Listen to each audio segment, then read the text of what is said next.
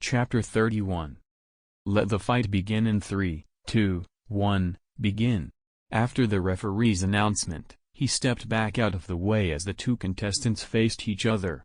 After a moment of silence, they began swiftly walking toward each other whilst making eye contact. Magenta-san. I don't want to fight you, but I won't give. As soon as Gon came within a few feet of me, he began trying to negotiate with me, though before he could finish talking I interrupted him. His greatest strength is his potential and his stubbornness that can make him draw out that potential to complete his goals. So if I can disrupt his tempo, he can't have any anime protagonist power-up or heart of the cards bullshit. I wouldn't want to fight me either, kid. Now stick him up. Channeling my inner Flash, I got into a rough boxing stance as I inched closer to Gon. I'm sure that my form was often to experienced fighters. I looked like a fool, but it was fine if it worked in the end. But I don't want to fight. Smack. Being flung back by a punch to the side of the face, Gon was knocked down onto his back and slid on the floor from the momentum of the hit. You bastard. You hit your friend. From the sidelines, Leorio looked ready to run out onto the field and fight me himself. Though before he could do anything, he was pulled back by Kurapika as he began to talk to Leorio in a quiet voice I couldn't make out. Focusing my attention back to the figure of Gon, I saw him start to stand up as he looked at me in shock, with his mouth slightly agape as he stared at me. If you are going to give me some long speech about your dreams and how you need to accomplish them and all that, then save your breath, because I don't care. If you want to win, then do so using your fists. Looking at Gon as he finally finished standing up, I immediately closed the distance between us and go for another punch, this time for his midsection. However, with his superior reflexes, Gon managed to backpedal out of the way and continued to dodge and skirt my following attacks. Though as the match between us continued, I began to settle into the rhythm of the battle. His movement and dexterity are much better than mine, but I have an advantage in terms of physical power. He seems stubborn about not fighting, but that's fine for now.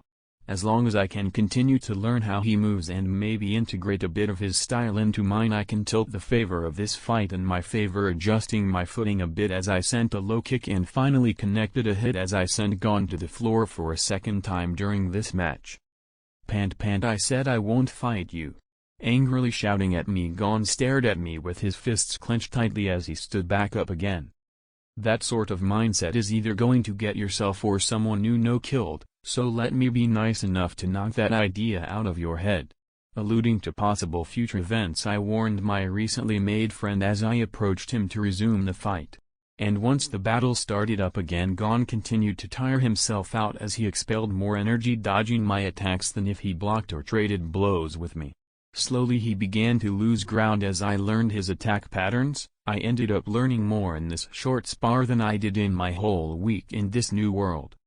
Smack, landing a strong hit to Gon's, knocking the air out of him as he bent over as he tried to recover. Unfortunately for him, I didn't give him a moment to recuperate as I took advantage of the fact he was stunned and began to hit him again and again. It eventually got to the point where Gon was unable to dodge any strikes and it just became a one-sided slugfest. Smack. Just knocking Gon around as he repeatedly tried to regain his sense of balance. I was beginning to get annoyed at the fact that he wasn't giving me a fight. Because while I did like the kid, his stubborn and retarded mindset was really irksome. Smack. Give. Seeing as how this was a match to make the enemy forfeit and not defeat them, I had to make sure he was conscious, so I consciously avoided blows to the head to ensure he would remain conscious till the end of the match. Smack. Up. Venting my frustrations in the last blow, I once again sent him flying a short distance across the arena floor with a strong kick to his chest. Cough cough. I can do this all day. Propping himself up off the ground on his hands and knees as he tried to stand back up again. Though his attempt was interrupted as I knocked him over out of irritation. What sort of Steve Rogers bullshit is this? Sigh. I would like to finish this match sooner than later as I'm no longer really enjoying it. Instead, I would like to finish this match quickly. And while I could just give up and wait for Killua to kill someone due to Illumi's intervention, I don't want to lose this match. I guess I will just bait him into giving up. Deciding on my next course of action, I stepped back from Gon as I looked down at him. Your last name is Freeses, correct? Asking a question I already knew the answer to, I began a dialogue with my opponent. Yes, WI? Slowly standing up with the given time, Gon stared up at me and made direct eye contact. Interestingly enough, while his body was bruised and his posture shaky, his eyes remained firm as he looked at me. Because your goal is finding your father, who I presume is a Jink Freeses. After having given him an answer to his question and then surprising him with an unexpected piece of information I should have no way of knowing, I was sure I would not only get his attention but also the initiative in the following conversation. And looking at the look I got on his face, I was sure that I indeed got his full undivided attention. Hook, line, and sinker. Chapter 32. Because your goal is finding your father, who I presume is a Jink Freeses. After having given him an answer to his question and then surprising him with an unexpected piece of information I should have no way of knowing, I was sure I would not only get his attention but also the initiative in the following conversation. And looking at the look I got on his face, I was sure that I indeed got his full undivided attention. Hook, line, and sinker. Pausing for a moment before resuming talking to allow my words to resonate with Gon, I began to speak again. If I were to give you a strong lead towards your goal of finding him, would you give up? I find this match to be drawn on for far too long. So would you please humor me and surrender? As someone with the most chances to win in this tournament, it shouldn't be too inconvenient for you. Getting to the point directly, I offered a lead towards his father's location. It was the best I could do considering he was an elusive figure. Let's just hope he accepts and ends this whole thing. Looking at his unreadable face, I waited for a short period for his response. I refuse. Unfortunately, I was rejected in a small outburst as he seemed almost offended that I was trying to force him to lose this match. He also looked irate, like someone who had the end of a book or movie spoiled for him, as stared me down with a slight fury in his eyes. Sigh, while it wasn't outside of my expectations. I really wished you had not said that. You see, what I am offering is a lead, not his location. I am not ruining your journey or adventure or whatever you're calling this fixation of yours. Even with said lead, you will be very troubled to find him, and in your current state, you will never find him, so just surrender and be done with all this. Urging him further to quit the match, I tried to build more momentum in this battle of wills. We were both too stubborn for our own good. I wished to not be bested in any form of competition, even if it was childish and could put me in a bad spot in the future. On the other hand, Gon was much too driven. For him, giving up on even the smallest of things was akin to breaking a promise to either himself or someone else. And with how honest and straightforward he is, such a thing would be worse than death to him. I still refuse to give up. But I also want that information. So let's find a way where we can both get what we want. Declining to budge or compromise even an inch, Gon began pulling out his shonen ability of bullshitting till he gets what he wants. Sigh, that's not how that works. In the hunter business, information is crucial, so to expect to get without giving up anything is stupid.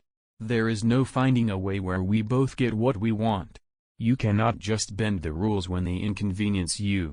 Letting his irritating resistance to forfeiting get to me, I began a shouting match with him. Why not? Snapping back immediately in a loud voice, he started pulling out the most canned lines ever. Because you don't have more power or influence than the person who made the rules, jackass. Now get over here so I can smash that stupid head of yours into the concrete until it starts working properly. Walking towards him again in a slow fury, I was ready to start delivering a few hits to his head out of sheer annoyance. Then I will just become stronger so we can both get what we want. Spewing more power of friendship one-liners, Gon began to once again dodge some of the strikes coming his way. This was due to the short amount of recovery time he got, as well as my tempo going off balance due to me getting emotional. Like hell. Sending another strong blow towards his head, I once again missed as Gon staggered out of the way, narrowly avoiding the hit. Well, let's find another way of settling this match than fighting, because I don't like fighting my friends. Closing the distance between us in an attempt to make it harder for me to hit him, as he was too close for me to make a real move. If we can settle this in a way you can accept, then will you surrender if you lose? Seeing as we were still going nowhere, I began thinking of various alternatives of how we can continue this match, as we already exhausted 2 avenues so far. Stepping back, then silently nodding at me, he stood there waiting for me to continue. Will you surrender if you lose? Though seeing as how he previously remained silent, I made sure to clarify the winning and losing terms. Though instead of saying anything, he just continued to stare at me. Figures. Muttering under my breath in what can only be described as spite, I looked at him as I began to think about how this match will proceed. Okay. Let's just try something else and hope we make progress by doing so. I already won physically in terms of this fight. As for mind games, I could also claim a victory due to this conversation. More like a tie though. As for this next phase, it would be the spirit or the charisma as Netero called it. Though on second thought, since when did me fighting Gon have phases? Is he some sort of boss fight? Well, since you're an idiot, I have an idea for how we can settle this. Something simple enough that it can get through that dense skull of yours. We will play one game of rock paper scissors and the loser surrenders. Is that fine with you? All things considered, this was not only a fast and simple solution but one I had an advantage in. Statistically speaking, rock is the most thrown sign and scissors is the least thrown, so using paper, which has the least risk with the highest reward, will be my best. Especially considering Gon's whole Nen ability was focused on the game and his main and most favored move was the rock. I could easily throw rock and easily win. And I get the information if I win as well. Though I was pulled out of my thoughts as Gon began throwing on more conditions for his victories. Comment. Have you no shame? A bit surprised, I subconsciously called him out for the crap he was trying to pull. But neither do you, Magenta-san. And in a way that only small children could, he innocently ripped into me with a confused face while staring me down. Emotional damage. Chapter 33. Motherfucker. Looking in front of me with my hand that was outstretched parallel to the floor in contrast to the other hand that was opposite to mine, which was forming a pair of scissors with 2 fingers. Why did I even try? It just feels like a waste of time at this point. Even if I won the game, he probably wouldn't have forfeited, and while I hate losing, I hate wasting time and energy on pointless things when I could be doing something else.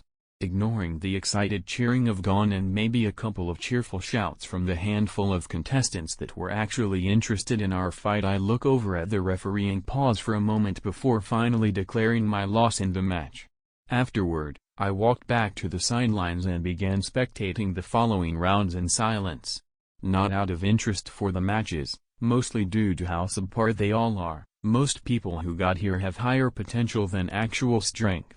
And while there are a few outliers such as Hisoka and Illumi who are trained Nen fighters and Badoro who was too old and didn't have much future potential for growth, most of the candidates were just eccentric individuals who had a smattering of combat-related skills compared to the more refined survival skills they utilized to get this far, resulting in matches being boring to watch unless you knew one of the contestants on stage well enough. This led to Magenta staring off into space while other matches were going on in the background. Should I try to learn by myself or find a teacher? Because while I know a lot about the subject due to meta-knowledge, there are most likely gaps in what I know. I have a pretty good idea of training steps I should be taking or how to construct my Hatsu, as I have been thinking about it on and off, but I cannot rely on my luck for 1 in a million talent or for my Nen category to fall into one of the 3 that was shown advanced training for.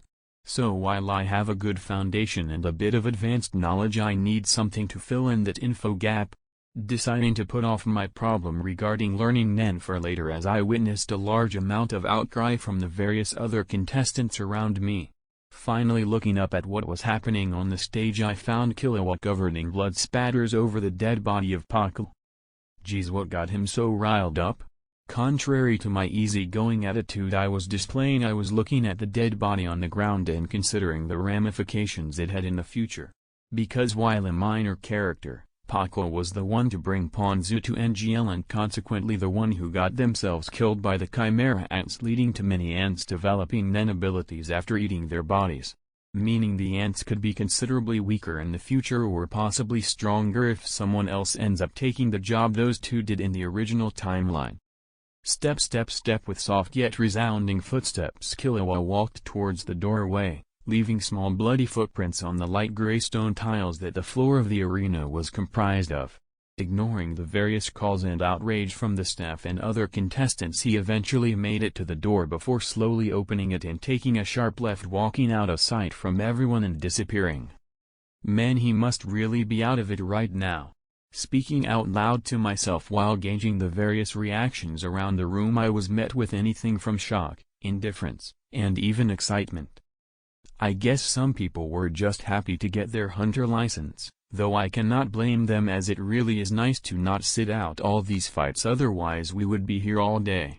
Deciding to move over to where Kurapika and Leorio were standing during the matches before everyone would be ushered out of the room, I was met with something? Oh. Hello, Magenta. Barely acknowledging my presence, Kurapika was much too busy thinking over something, and from what I could tell has been like this after his match with Hisoka ended. Well, I suppose certain plot points are certain, or at least have a high probability of happening. Though it is good for Kurapika to get some news regarding the Phantom Troop and their whereabouts. Quickly looking away from Kurapika, I looked at Leorio. Was constantly switching between pissed off, confusion, disgust, and worry. Eventually, though, he too noticed my presence and looked like he was about to explode from anger as stared down at me. Never really noticed he was taller than me, though he is built like a stick figure for whatever reason with that lengthy-ass body. All the while, Leorio began angrily yelling at me while I only half listened to his ranting. "Sai, are you done yet? I understand you don't like the fact that I slapped Gon around the arena floor like it was a game of air hockey, and that most likely makes you a better person overall. But because I took a liking to Gon, I would hate to see him get himself killed due to his idiotic and naive mindset. Being a hunter is dangerous, and nice words and lofty aspirations won't save him. But unfortunately he is much too stubborn to see that. Now let's get out of here." Killua totally killed the mood here. Among other things, walking out of the arena at a moderate pace under the disbelieving eyes of Leorio and Kurapika, I began making my way towards the designated room for the post-exam seminar. Chapter 34. Inside a small lecture hall sat 8 people spread out across various benches in the room. On the far side of the room was a desk with 5 other figures spread out across the back wall. Behind the desk were 2 people, in particular, Netero and Beans. On either side flanking the 2 were various hunters including Sitas, Buara, and Menki. Though it seemed their participation was mostly useless, as the only one who was talking was Beans, and even then most of the newly minted hunters ignored what he was saying for the most part. I really wonder how they get these statistics. These IDs can be sold for enough money to live lavishly 7 times over? Or 95% of public amenities and services are free of charge. Though now that I think about it, the greatest advantage is all the restricted areas or databases you can get access to. Wait, do they have anything on Nen?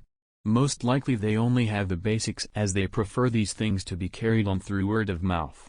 Disregarding that idea due to the most likely useless information that would be purchased for a large amount of money that I just didn't have, currently trashed the idea in its entirety. On another note, flipping through this little booklet that came with the ID gives me some ideas as to where I could go after leaving today. The only thing that is leaving me a bit confused is what type of hunter to register as. I mean, Blacklist is the most lucrative one and doubles as training with all the hunting and killing I would be doing there. On the other hand, hunting bounties for the rest of my career doesn't seem the most exciting thing out there. Continuing to flip through the booklet and the various descriptions of different types of hunters and debating the ups and downs of each one. So you can change your classification at any point for a small service fee, but it resets any contributions you have unless it's a special circumstance, making promotions harder in the long run. Not only that, but you lose access and have to return any materials from the exclusive databases and resources of that certain classification of hunter. Apparently, since the organization was so large, there was a bit of compartmentalization between various hunters, forming sub-communities that only gave surface-level information or resources to each other and saving the good stuff for their groups. It was for this reason that you had to be careful with what classification you chose. Though if you really could not find one you were interested in, you could always create your own. If you reached 1 star in another classification for a larger fee, you could reset your contributions back to an 0 star and create a new classification. However, you would need to start from square one when it comes to connections and resources, making it just a bad idea unless you have the drive to make something out of it. That's why I need to pick one classification that has benefits not just in the present but in the foreseeable future. So while I could pick Blacklist and get various benefits like a higher priority when picking jobs or more detailed information regarding the underworld or criminals, I would find it harder to find information outside of that circle, or rather, more exclusive or rare information would be impossible to get unless I had a friend who was involved in that circle of hunters. Further deliberating for a while, I eventually picked a classification that stood out to me, Exploration Hunter. A vague title that does not have a specific focus like Jing's Ruin Hunter but still has a lot of exclusive benefits. It was closer to a jack-of-all-trades than a specialization, but that was fine with me as I wished to do many different things in the future. Though one of the things that caught my attention was the greater access to restricted land and waived travel fees compared to other hunters that sold me on my choice. Pulling me out of my thoughts was the loud sound of the door to the room being pushed open and a lone figure walked in. Oh yeah, Gon is here. He was carted out to the nurse's office next door after our match. I guess I roughed him up a bit because I didn't see him after our initial match until now. Especially with all those visible bruises across his body, I am surprised he is up and moving. Looking at the kid walk down the aisle and make a beeline for Illumi with a determined expression on his face, knowing what was most likely about to happen, I looked on with an amused expression. Apologize to Killua. Gritting out in an even and stern tone, Gon demanded Illumi to apologize for making Killua fail the exams. Apologize? For what? However, with his upbringing in the Zoldyck family, he had the emotional spectrum of a certain Facebook owner. You don't even understand why? Outraged by his reply, Gon grit his teeth and tightened his fists as his temper began rising. Eh? Seemingly confused by his supposed lack of understanding, Illumi tilted his head as he continued to stare at Gon. You don't have the qualifications to be an older brother. Having gotten so angry at this point, he wasn't even yelling anymore, instead just calmly speaking as he continued to stare back at Illumi. You need qualifications? Somehow not sensing the atmosphere in the room, or perhaps just not seeing Gon as any sort of threat, Illumi continued to be confused by Gon's anger directed at him and the various stares from the rest of the occupants of the room. Chapter 35. I'm surprised he let Gon fling him around like that. All it would take is a flick of his wrist and Gon is a goner. Hey, that rhymed. Overlooking the silent confrontation between the two with keen interest after having set down my paperwork on the bench in front of me. Snap! Within an instant, Gon crushed Illumi's forearm with a resounding crack. Yet, there was no noise after it happened, not even a sharp inhale due to the injury. However, that wasn't too surprising considering who the recipient of the injury was. I don't care if you want to or not, I will make you apologize to Killua. Trying to pull on the deformed and broken arm of Illumi, Gon was set on getting an apology out of the older Zoldyck. I see. But what will you do afterward? Still unfazed from Gon's demeanor or the broken bones in his arm, Illumi asked about Gon's future intentions after getting him to apologize to Killua, a decidedly useless endeavor. I'll bring him back. Turning away from the door and having momentarily stopped tugging on his arm, Gon faced Illumi as he declared he would get his friend back. It makes it sound like I kidnapped someone. He left this place by himself. Giving an odd look to the small child that had befriended his brother, Illumi was at an impasse concerning what to do, being mostly confused during the whole situation. No. He didn't want to do any of that, you manipulated him. So much so that we can talk about kidnapping. Disregarding Illumi's denial of being involved with Killua's actions and subsequent departure, Gon once again tightened his hand around Illumi's arm, creating a cracking sound. The bones in his arm are going to be turned to dust. Not that I care, honestly. Taking my time to finish putting away all the signed documents and paperwork into the provided folder, I finished up my hunter registration. Means I could walk out the door right now and be done with all this. but I was enjoying the show a bit too much, so I decided to stick around for a while longer. Ah. That was a topic on the docket for today, wasn't it? We were going to talk about the circumstances of young Killua's elimination as requested by a few other contestants. Interrupting the awkward staring competition between the two, Netero decided to move on to the next topic of discussion. Yes, I would like to talk about the unnatural circumstances surrounding Killua during the finals. He wasn't quite himself, his whole demeanor changed within a moment. This changed during the fight with Jitarakur and allows us to propose that he was put under some sort of influence and forced to commit the actions he did. Now, as a rule of thumb, hypnotism or similar techniques cannot make someone do something they are strongly against, such as killing someone. However, seeing as Killua doesn't mind killing, we could infer that he was under a similar influence. After the topic of Killua's elimination was brought up, Kurapika immediately stood up and went full lawyer mode. Excuse me, but I would also like to add that this all happened in my fight against Pakul. We could interpret his actions as him coming to help me in the fight. Especially considering that guy almost stuck me with one of his arrows. Therefore, the one who should have been disqualified would be me and not Killua.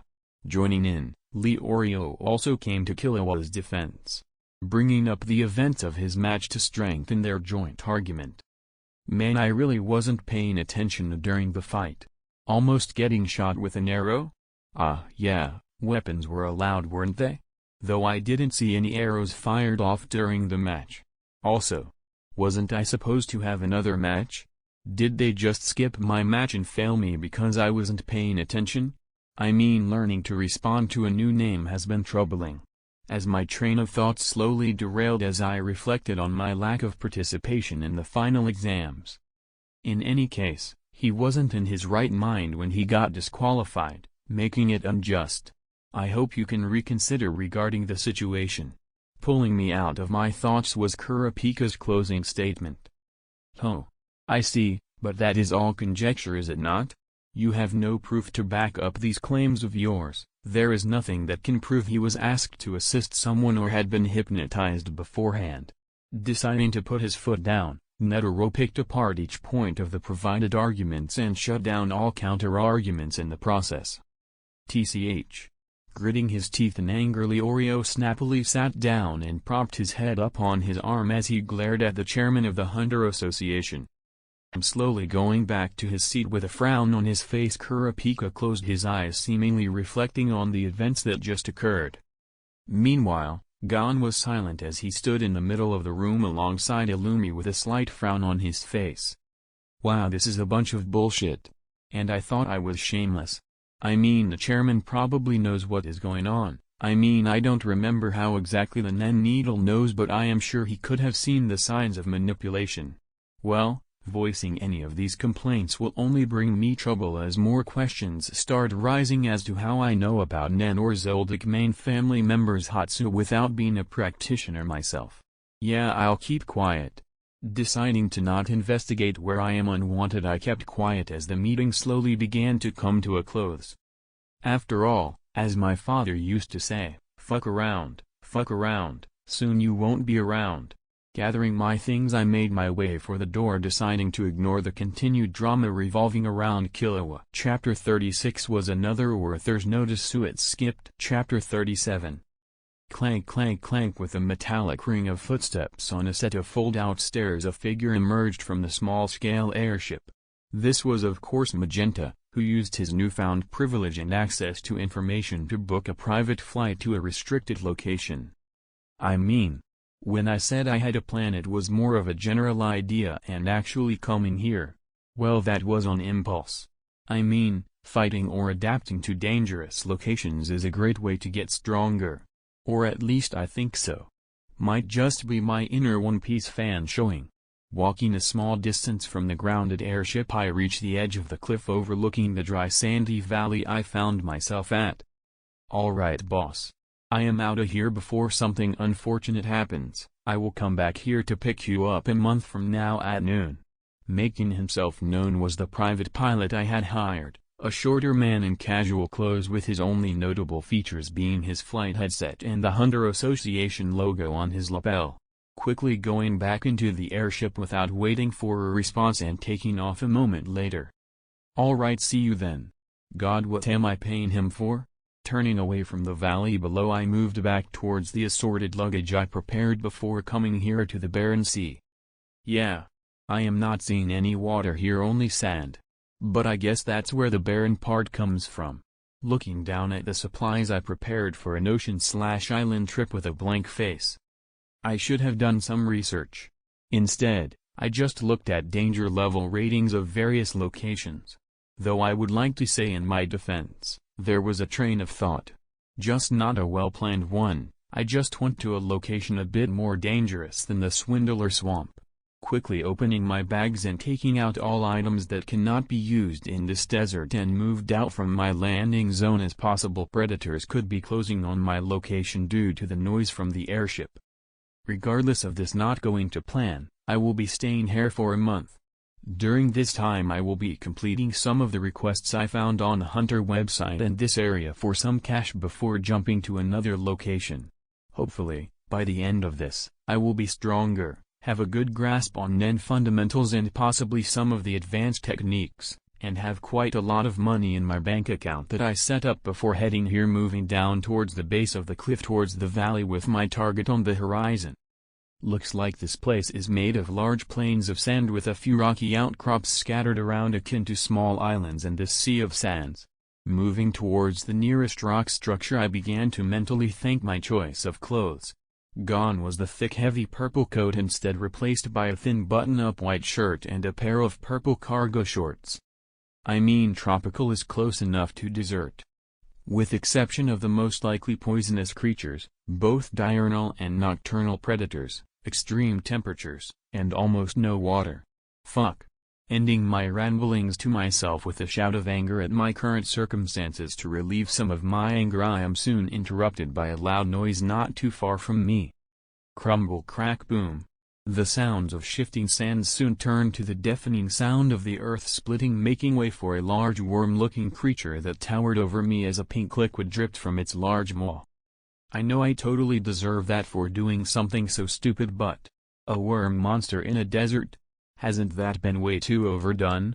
Turning around and immediately bolting in the other direction towards the island I was heading towards earlier. The only problems besides the very alive and deadly one behind me was that a lot of my energy was being dissipated in the sand and that I was quickly exhausting myself as I ran. Scree! Making an ear-splitting shriek that was uncomfortably close behind me, the worm continued to chase me whilst I continued to run from the beast. Shit. Shit. Shit. Shit. Fumbling with my holster, I pulled out my gun and quickly disengaged the safety before pointing it behind me in the general direction of the worm before quickly discharging all 6 shots. Bang bang bang bang bang bang. Rag. And just like I somewhat expected, it did not seem to do much besides piss it off, as evident by the noises getting closer and closer, meaning it picked up the pace. Why do I even bother? With no other choice than to speed up, I began to burn through my stamina as I got closer and closer to the rock island. Pant pant. Eventually I made it to the island and quickly scaled it, trying to get to the top, not even looking behind me until I reached the top of the relatively small piece of solid ground. Once I was at the peak, or roughly 30 feet from the sea level, I looked down at the trail of disturbed sand that was circling the island, as the worm seemed hell-bent on getting to me even if it couldn't climb up the rocky outcrop I was seemingly trapped on. Sigh. I am probably not going to make it off this island unless I can kill him. I have a bit of food and water with me, only enough for a few days if I stretch it out. So it either goes away within that time or I need to find a way to kill it. Pacing on the peak of this island as I debated how the hell I was going to get out of this situation. The only way I can think of killing it with what I have on hand is Nen, which I wasn't planning on trying to learn on day 1 here. More specifically, either Ten or Ren. 10 because it would give me a slightly enhanced physical body and endurance, meaning I could hopefully run away. Ren, on the other hand, because it would provide me with a means of getting through its tough carapace. Looking at the figure of the sandworm submerging itself under the sand, I contemplated my situation. Chapter 38. The logical part of my mind is simultaneously yelling at me to both stop and proceed. To survive I need to meditate and learn Nen, yet just sitting and physically doing nothing is a horrible idea considering my circumstances. Having finished taking stock of my supplies and also setting up my small one-person tent, I was forced to get out of the rocky spot I found myself in. Sidestepping out of the mouth of the tent and onto the dry dusty ground of the rocky outcrop, I moved to the middle of the outcrop and closed my eyes. The first thing I need to do is find and open my aura nodes. Hopefully, this will be easier for me to sense as I was only recently given a body that contains aura. Though I don't have much hope as I never was one to meditate before coming to this world. Relaxing my body as I began to feel around for anything that felt foreign inside of my body. And just like that, I spent an indefinite period of time standing under the heat of the sun as I continued to search for my aura nodes. Secret. However, my concentration was interrupted by my aspiring predator, making me recoil in shock for a moment as I opened my eyes. God. Looking at the source of the noise was the half-exposed body of the worm as it clicked its mandibles at me before going back into the sand. What an asshole. Looking at the setting sun, I was reminded about the soon-to-be change in temperature found in deserts. I don't even have a hoodie. Sigh. Well, what I was doing earlier didn't seem to work all that well. Though, that might just be me not having amazing talent. Let's just hope it's enough to get me out of here in mostly one piece. Hyping myself up in preparation to stand for long periods of time. This time, however, I decided to change my mindset when searching for my aura nodes, seeing as I made no progress previously. Rather than look for something foreign in my body, I should look for something else. Aura is essentially life force, so maybe the heart? That, and it seemed to be described in the anime like it was a connected circulatory system of your life force. So I just need to find a place to start and work my way through the rest of the nodes. Taking a deep breath as I once again began searching for my aura, I stood on the peak of the rocky island as the evening went into the night. I made note of this change due to the cold winds that began to pick up and the far-off death cries of nocturnal animals that woke from their slumber. Maybe a visual image may help me out? The sooner I do this, the sooner I get into my tent and my sleeping bag. The already cold temperature with the wind chills is criminal. So, maybe it's like finding the tab on a roll of tape where you have to prod around to find it instead of looking for it inside my body. Let's go with that for now. In contrast to my unmoving stature and discipline, I displayed under the heat of the sun for hours on end. My shivering and slouched over form and disarrayed thoughts were slowing down any possible progress I was making. To combat this, I decided to quickly go back into the tent and grab various layers and spare clothes I had and donned them in hopes of combating the cold. Really doesn't help. I was from a warmer area in my old world. Shuffling out of the tent with a small portion of my rations in hand, I had a late-night dinner directly under the moon that had reached overhead by now, illuminating my surroundings a small margin. Biting into a tough and leathery strip of some sort of cured meat, I mentally recounted everything I knew about Nen and what was speculated by fans. Only to come up short in terms of how aura was actually opened besides being punked by someone with Nen or meditating. I mean, Sushi or whatever his name was had good talent and it took him a long while to grasp his aura. Meanwhile, Gon and Killua got their aura unlocked and Tenris trained within a day. I think? It's been a while since I watched the damn anime and I only rewatched the cool fights and battles with Nen involved. Fuck. Shoveling a small handful of crackers into my mouth before dusting the crumbs off my hands before standing up from my previous seat of a large stone. Now let's stand. So I can make a stand. Out of Nen. God, this short span of isolation is doing wonders for my mental health. And for the third time this day, I began to meditate. You know, that really strong multiversal not a Rob guy is most likely getting really bored watching this. I mean meditation. How riveting. I bet he is on the edge of his seat. He is most definitely not bored out of his mind. Though he could totally give me a grasp of my Nen with a snap of his fingers. Recalling the fact that there was someone who could easily get me out of this situation, I tried baiting for help, even if it was shameless and downright spineless to do. If I could benefit, then I didn't care all that much. Time skip? You know. If I was in his position, I would just use temporal powers and just fast forward to the point I wanted to see. Sigh that, and the lack of divine inspiration striking me after loudly expressing those ideas most likely confirmed that. Looking at the rising sun on the horizon, I decided to retreat into my tent to get some resemblance of sleep, most likely waking around or before noon to get back to opening my ore nodes. Thankfully I'm getting close. I think. It feels like a warm and fuzzy stream inside of my body, though I cannot pin down its exact location inside the body or manipulate it in any manner, but I can at least sense it. Taking off my many extra layers of clothes and slumping on top of my sleeping bag, I began to catch some sleep. Yawn night, I'm going to sleep. And with my announcement, I immediately fell unconscious. Chapter 39. Yawn. I would say that was refreshing, but I feel more tired than I did before I slept.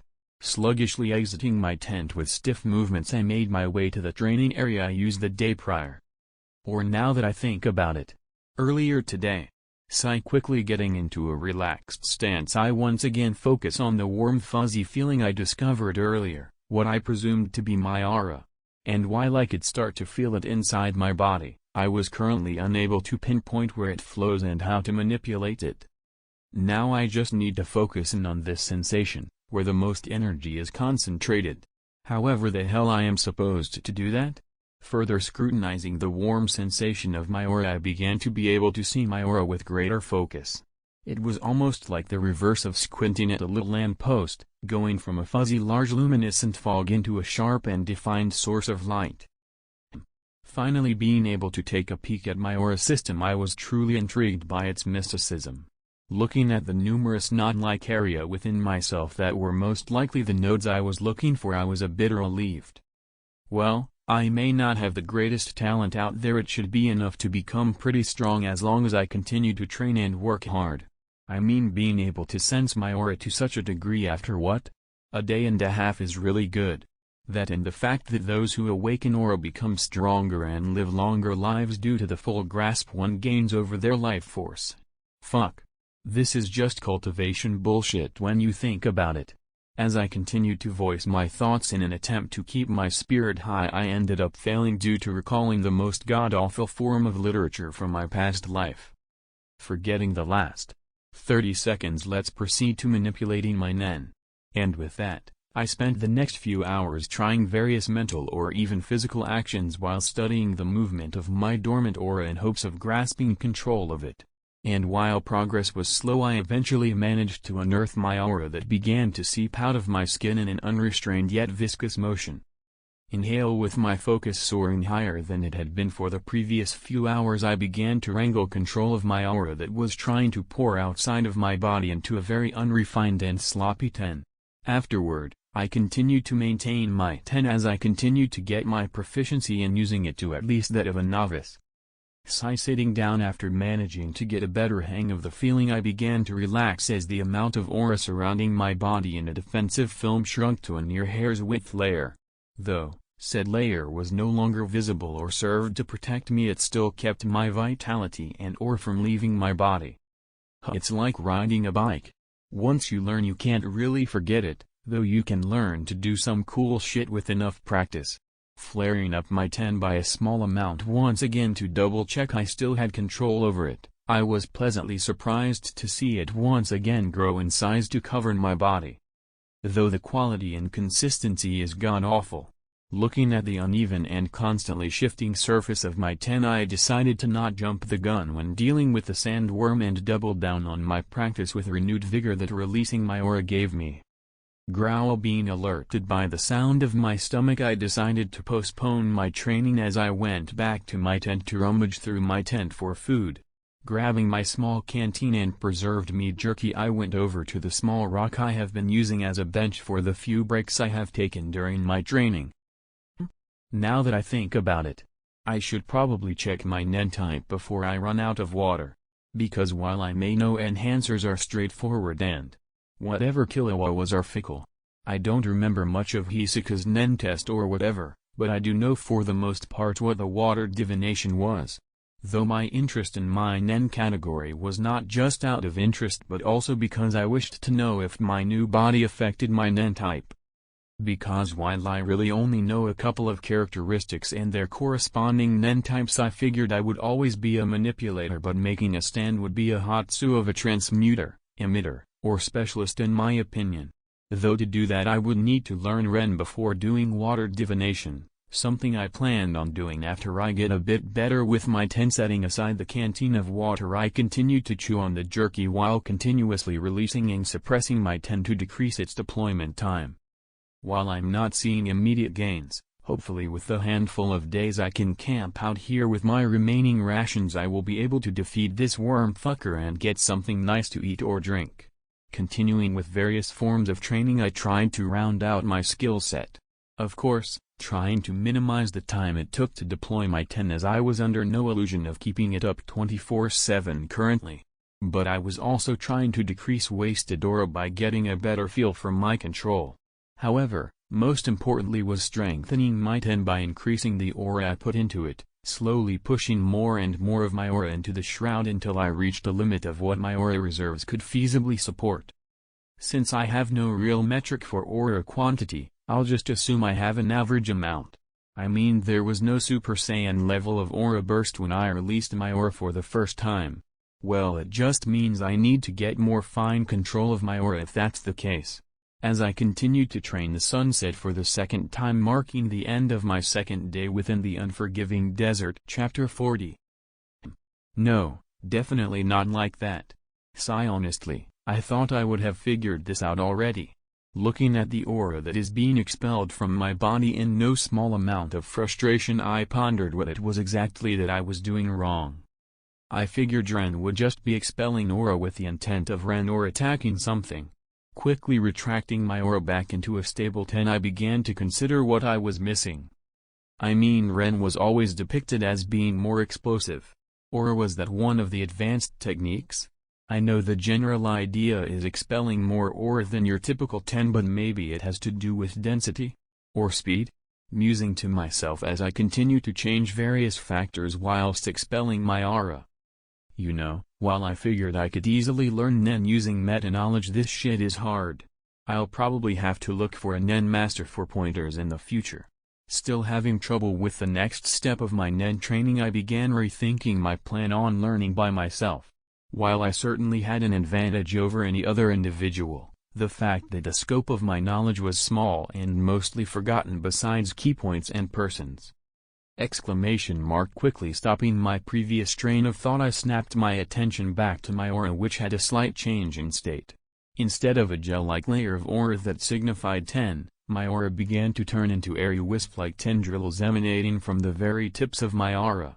Focusing on the feeling of its qualities, being the refinement of my aura, then explosively projecting it outside the body. Unfortunately, I was unable to progress past this early stage of Ren. This was mostly due to my unrefined 10, even if I had well above average talent. Only half a day's practice with 10 wasn't enough to get it to the mastery required for Ren. Well, this should be enough for water divination? Not really sure. Regardless, I might as well try and figure out my aura category. A bit bummed that I was unable to progress through the basics quickly, I decided to try water divination to break up the monotony of my training. Now that I think about it, with a canteen in hand and sitting down in the middle of my makeshift training area, I realized one small problem. I am in a desert. Where the fuck am I going to find a leaf? Quickly standing up and scanning the same barren wastelands that surrounded me for the past 2 days for any and all non-existent greenery. I did not consider the need for a leaf, though. Is there anything I can use as a substitute? Actually, yeah, I think so. Moving back to my tent, I dug through my bags before taking out my used travel tickets. I mean, it's paper, and small enough so it should work. The only thing the leaf was used for was either specialist changes or moving a bit if you are a manipulator. Quickly tearing up the ticket stubs to the rough shape of a leaf regardless, I plopped the small piece of paper on the surface of my water canteen before setting it up right in front of myself. Here goes. Closing my eyes and recalling the sensation of Ren, I focused my aura mostly on my hands before moving them to either side of the canteen. Eventually, the aura began to flow from my hands into the canteen. Mentally pushing myself further, I tried to shift the form of my aura into that of Ren once again. Splash! With the slightest sound of the water being disturbed, I opened my eyes while continuing to feed my incomplete Ren into the canteen. Leaning over and peering into the mouth of the bottle, I looked at the piece of paper moving around the surface and creating small ripples across the surface of the water. That actually worked, and my prediction was actually correct. I guess I am a manipulator. The makings of a manipulator were logical thinking people who are argumentative and put the lives of those they care about of utmost importance, and are driven when they have a goal in mind and never listen to outside input when pursuing it. Yeah, they sound like me, I guess. Nodding at the conclusion of the water divination and its implications regarding my transmigration. So while I do have an innate talent in terms of abilities derived or similar to 20th century boy, my Nen category was most likely not changed to fit the ability better. Though that brings the question of how the hell I make the stand work through manipulation. Scratching my head at the new problem on my plate, I quickly decided to throw it on the back burner due to the more pressing problem on hand. Well, is the worm even there anymore? He has been pretty quiet recently. Bending over and picking up a rock the size of a softball and lobbing it into the sandy dunes surrounding the rocky island I was on. Smack landing on the hot desert sands with a strong thud, the rock created a small dust cloud that was slowly being dispersed by the wind. Waiting in silence for some sort of reaction or sign of the sandworm, I looked around the outskirts of the rocky island while pacing around for a small period of time. Sigh, well. Looks like he left already, sighing in relief and turning around as I walked back towards my campsite. I was interrupted as I vocally expressed my relief. Scree. Being the ever-present nuisance he has been, the sandworm made its unfortunate presence known with its loudest screech to date. Seemingly enraged due to my continuous resistance to ending up inside of its stomach, the now hungry beast had lost its patience. I spoke too soon, huh? Slowly turning around while flaring up my aura a bit as I widened and lowered my stance a bit, readying myself for the now unavoidable conflict. Chapter 41. I spoke too soon, huh? Slowly turning around while flaring up my aura a bit as I widened and lowered my stance a bit, readying myself for the now unavoidable conflict. Keeping my eyes on the worm as its large body positioned itself in a large arc with its steely maw pointed at myself, I made sure I was ready to dodge. This thing doesn't seem to be able to make sharp turns but can make fine adjustments, seeing as how its face is always pointed at me no matter which way I walk. Slowly moving to the left in hopes of avoiding any damage to my campsite behind me, I noted a few key characteristics about how it has been moving. Skrrkki. Breaking the silence between us was the worm who, after slowly recoiling its body the moments earlier, shot out at me while turning a bit to the left to take into account my earlier movement. I really don't want to do this, seeing as how it would end up colliding with me if I continued to move or stay still, and possibly end up hitting my campsite. If I went back to the right, I ended up dashing in the one location it would be unable to hit me at the current moment. Swiftly moving towards the beast, I barely dodged the dry armored plates adorning the worm. God, I almost got keelhauled by that damn thing. Continuing to move in a linear manner while swiveling my head around, I barely saw the tail submerge back in the sand. As soon as I saw that, I stood still again, anticipating the worm's next movements based on previous observations. It will probably come straight up or at a steep angle at the last spot. It heard me move. Waiting for a disturbance in the sand, I stood there as I continued to keep my 10 active. Now, thankfully, or rather, unfortunately, I did not have to wait long before I felt the sand beneath my feet bubble up. Quickly kicking off the ground with nearly everything I had, I sidestepped the recently emerged worm as I tried delivering an enhanced punch to the side of its body. Chink, though instead of causing any damage, my fist ended up sliding off the armored scales. I ended up only scratching my knuckles, resulting in a few drops of blood falling on the sands below. While 10 is doing wonders for my endurance and general athletics, it's not going to let me deliver any solid damage. Continuing to run around and dodge the assault of charges and surprise attacks from the sandworm, I analyzed its capabilities and movements, looking for a way to fell the large creature. You know, I would usually try to land an attack through the mouth where it's all fleshy and soft, or the eyes, but it doesn't have eyes, and its mouth is all covered in a thick carapace and some sort of venom or poison. Throughout the fight, I experimented with both enhanced strikes and multiple shots from my revolver, as evident by the numerous spent shells strewn across the sandy dunes I was fighting on. Hey, on the bright side, this thing is dumb as a box of rocks. Hasn't even tried adapting or really learning my movements. Still doesn't change, I can't hurt the damn thing. Catching my breath while the worm burrows underground, I began to put more focus into the control of my aura as I began to compress it down for a moment before releasing it and expelling it at a great rate whilst dodging the re-emerging head of the sandworm. Crack! Sending a strong kick to the length of the worm's body, I heard a satisfying crunch as a small portion of the hardened exterior fell off, revealing a small patch of leathery hide. Fuck.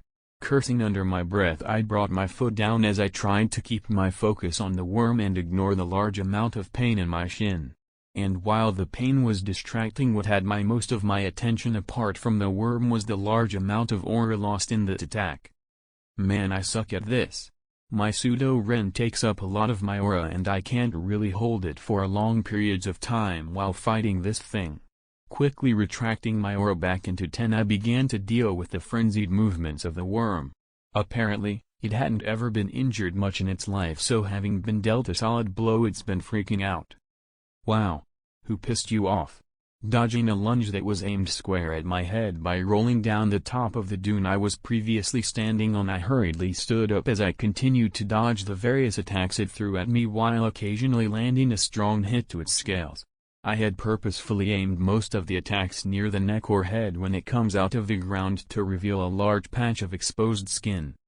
Bang bang bang! Quickly pulling out my revolver as I continued to skirt the creature, I aimed my shots at the exposed skin. However, while I was drawing blood, the bullets didn't seem to punch too deep into the flesh, which quickly dashed my hopes for a clean kill. 1. Guess I'll have to bleed you dry. As I continued to unload multiple rounds into the worm, multiple wounds began to accumulate on both of us. While mine was nothing serious besides some slight abrasions and bruises, the same could not be said about the worm. With numerous bullet holes and torn underlayer of skin, a shower of blood was spilling onto the sand. Additionally, whenever I had the opportunity, I would deliver more 10 enhanced punches on its exposed skin, delivering even more damage. At least I'm getting somewhere, as was evident by it starting to slow down and lose its momentum. The worm was beginning to bleed out and die. Chapter 42.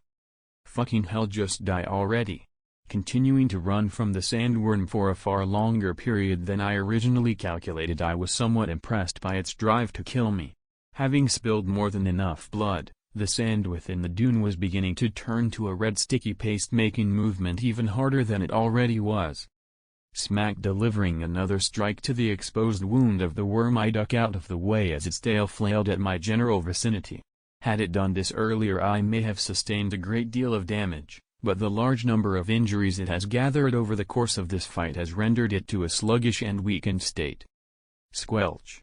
Using my leg this time, I used the last of my aura save for the bare minimum I needed and dealt a enhanced kick that drove right through the previously torn skin and into the worm's insides. Scree-ah! With the last of its energy it was saving, the worm sent out a death shriek as the last strands of life it was clutching onto quickly left its body. Splat! Ripping my leg out of the now rendered corpse, I stumbled backward and fell over. Now covered in a mixture of blood, guts, and sand, I take a minute to catch my breath. Even though I hadn't been severely wounded during the fight, there were many small abrasions and small cuts from the rough scales of the worm. There were also a few sizable bruises across my midsection from when the rope-like body of the creature struck me, sending me flying across the dune and into the ground. Well, now that this thing is dead, what the hell am I going to eat? While I indeed have some rations left, it was still concerning. I had more food than water as of now, which was worrying. Even if I had a carcass of an animal in front of me, there was no way I would be using anything from it. I was unsure if the creature was poisonous or venomous, If it was the latter, I could probably consume the thing just fine. Yet, that was a gamble I was not willing to take. And the water situation. There is nowhere to start really. I know for a fact that blood is mostly water but is toxic to consume with its high iron content. A truly odd factoid I know, but the alternative is possibly fatal. Picking myself up, I crawl out of the walls of the dune on my hands and feet before continuing to walk towards the rocky spire where I made camp. Sigh when I reached my tent on the top of the rocky spire. I looked down on myself, only to realize that my clothes were filthy. Leaning through the opening of the tent, I reached for my bag that was filled with extra clothes and grabbed a full set of fresh clothes. Then, I proceeded to strip off the bloodied rags that were formerly clothes and just as quickly put on a new set of clothes after having wiped down my body with a dampened rag. While that wasn't a shower, having a fresh pair of clothes is nice. Sigh though it doesn't change the fact that I want to go to bed, not even like 4 or 5 hours of being awake. With a sad smile on my face I finally entered my tent now that I wasn't filthy before getting inside of my sleeping bag and closing my eyes. Time skip. Grumble. God. Rolling out of my sleeping bag due to the growls of my empty stomach awakening me. Quickly feeling around the darkness that filled the tent, I searched for my flashlight, eventually finding I switch it on, illuminating the inside of the tent with a bright white LED light. Turning the light towards where I knew I previously stored my rations, I was once again greeted by the near-depleted remains of my food. Sigh, I swear if it isn't one problem it's another. Though it's one of my own making I suppose. Grabbing a portion of the food I set out and a file of papers I set out towards the rock I have been using as a bench as I began to eat my dinner? Breakfast? While looking at the papers I began pondering what to do. When grabbing the bounties for this location I didn't really look at anything, I just went to a copy center and printed out a paper copy of all the related requests for this area. Though I wished I looked at this sooner, these detailed descriptions of the various fauna and flora are going to help out. While in hindsight, a poor decision on my part, I got too focused on my nen training. I guess I got a serious case of tunnel vision. Not only that, I ended up missing the file on the sandworm, though I guess its real name is the common scaled eel. Sigh, what kind of Greenland Iceland bullshit is that? It's not even common, or an eel. It's the apex predator of this place, for crying out loud. Regardless, a read through this thing could have been a help in terms of avoiding it or pointing out it's poisonous as hell. Continuing to flip through the pages of the file, I made a mental note of any and all items of value that I could take with me when I was extracted from the desert at the end of the month. Whistle. Wow, the price for this damn worm's poison is enough to live comfortably for a year or two.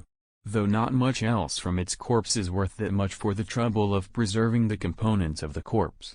Setting down my now emptied canteen on the ground while I continue to flip through the papers, I eventually stop on at an image of a small desert flower. Skimming through the text beneath the picture, I immediately stop at one line that catches my attention. Typically found within the vicinity of pools of water in arid regions, this rare flower is often reported to be found within the Barren Sea Desert.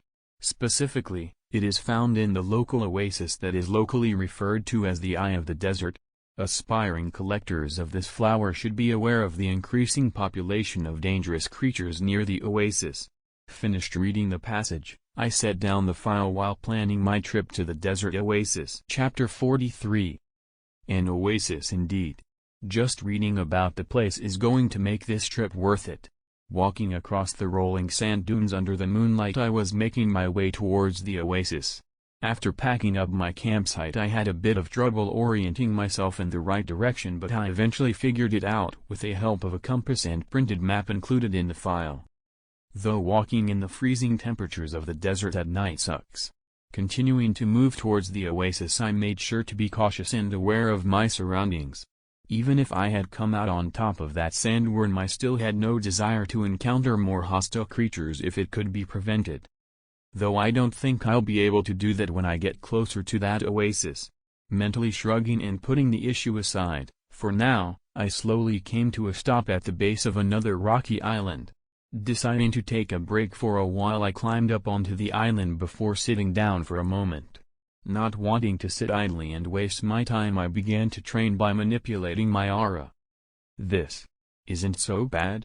I'm normally a person who is only motivated by deadlines, so something like training is normally something I avoid like the plague. Guess aura training is more my style than compared to the basic physical training I did on Zevil Island.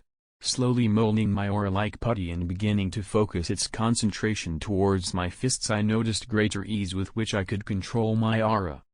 It's certainly easier than when I tried water divination earlier in the day. I guess it makes sense. I was both using and manipulating my aura much more in that battle to a higher extent than my day and a half of training. With a small smile on my face, I stare amazed at the sight of my aura moving in the manner I wish.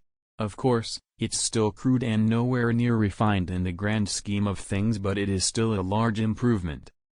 I guess I should work more on my control. Because while I have an idea for how my Hatsu will work, I still need to build a strong foundation in terms of learning the basic principles and control. I suppose I can just work on control idly while walking? Standing up and quickly making my way back down to the sand dunes, I set course for the oasis once again. Looking down at the map and estimating my rough position, I frowned at what I noticed. In particular, my initial position was what was concerning to me. I was dropped off in the outskirts of the desert, where if worst came to worst I could probably escape to more habitable lands. So why did I run into the apex predator of this ecosystem? They tend to stay near the oasis where there is an abundance of prey, though they tend to stay away from the oasis itself as the higher moisture content isn't suitable for it to live. Scratching my head at the discrepancy, I continued to maintain my pace to the destination. Though not too long after, I came to a conclusion that brought me to a sudden stop. The only thing that comes to mind is if the creature needs to leave its hunting ground. Whether it's a lack of prey or something bigger came around and kicked it out of the place. Further thinking about my guesses, I eliminate the first idea due to the abundance of creatures roaming the desert tonight. And while I would not like to jump to conclusions, it's more than likely that there is some sort of strong creature located on the way to the oasis. It's better to be cautious in this situation. And as much as I would like to avoid any possible conflict, I can't. Something that could scare that worm was something that made me uneasy at the very least. Unfortunately, the only thing I could do in this situation was blindly move forward. I couldn't plan for a modified course if I ran into anything. I had to make a straight shot for the oasis due to my limited food and water, and turning around wasn't a choice as I was too far into the desert. And in the case I did escape the desert, I would still be in an arid region with little to no water. Why can't it ever be simple? Well, this is my fault. I did not research the place before coming here. With a soured mood, and a heightened vigilance, I climbed up and down the endless waves of sand dunes. However, my trip was sometimes interrupted by unexpected interruptions by smaller creatures that were scurrying around under the cover of night. Yet, none of these encounters stood out save for the one at dawn. Maybe it was a mad dash to get back into hiding before the day comes, but who would have expected a desert frog to be that huge, and that vicious? Reupholstering my revolver and pulling out the file before looking at what it was I just killed. Finding it after a moment, I read the list of harvestable resources off the frog. So the tongue is worth a pretty penny. Too bad I shot that thing clean off after it bitch slapped me with the thing. Thankfully it looks like the skin is worth something. Some high-end clothes designer likes using exotic materials and has used the skin in the past, creating a demand for it. Shrugging at people's odd tastes and fashion, I promptly pull out my knife before stripping the upper skin off of the frog. I left the lower skin on the stomach due to it being too soft and useless compared to the more substantial material on the back.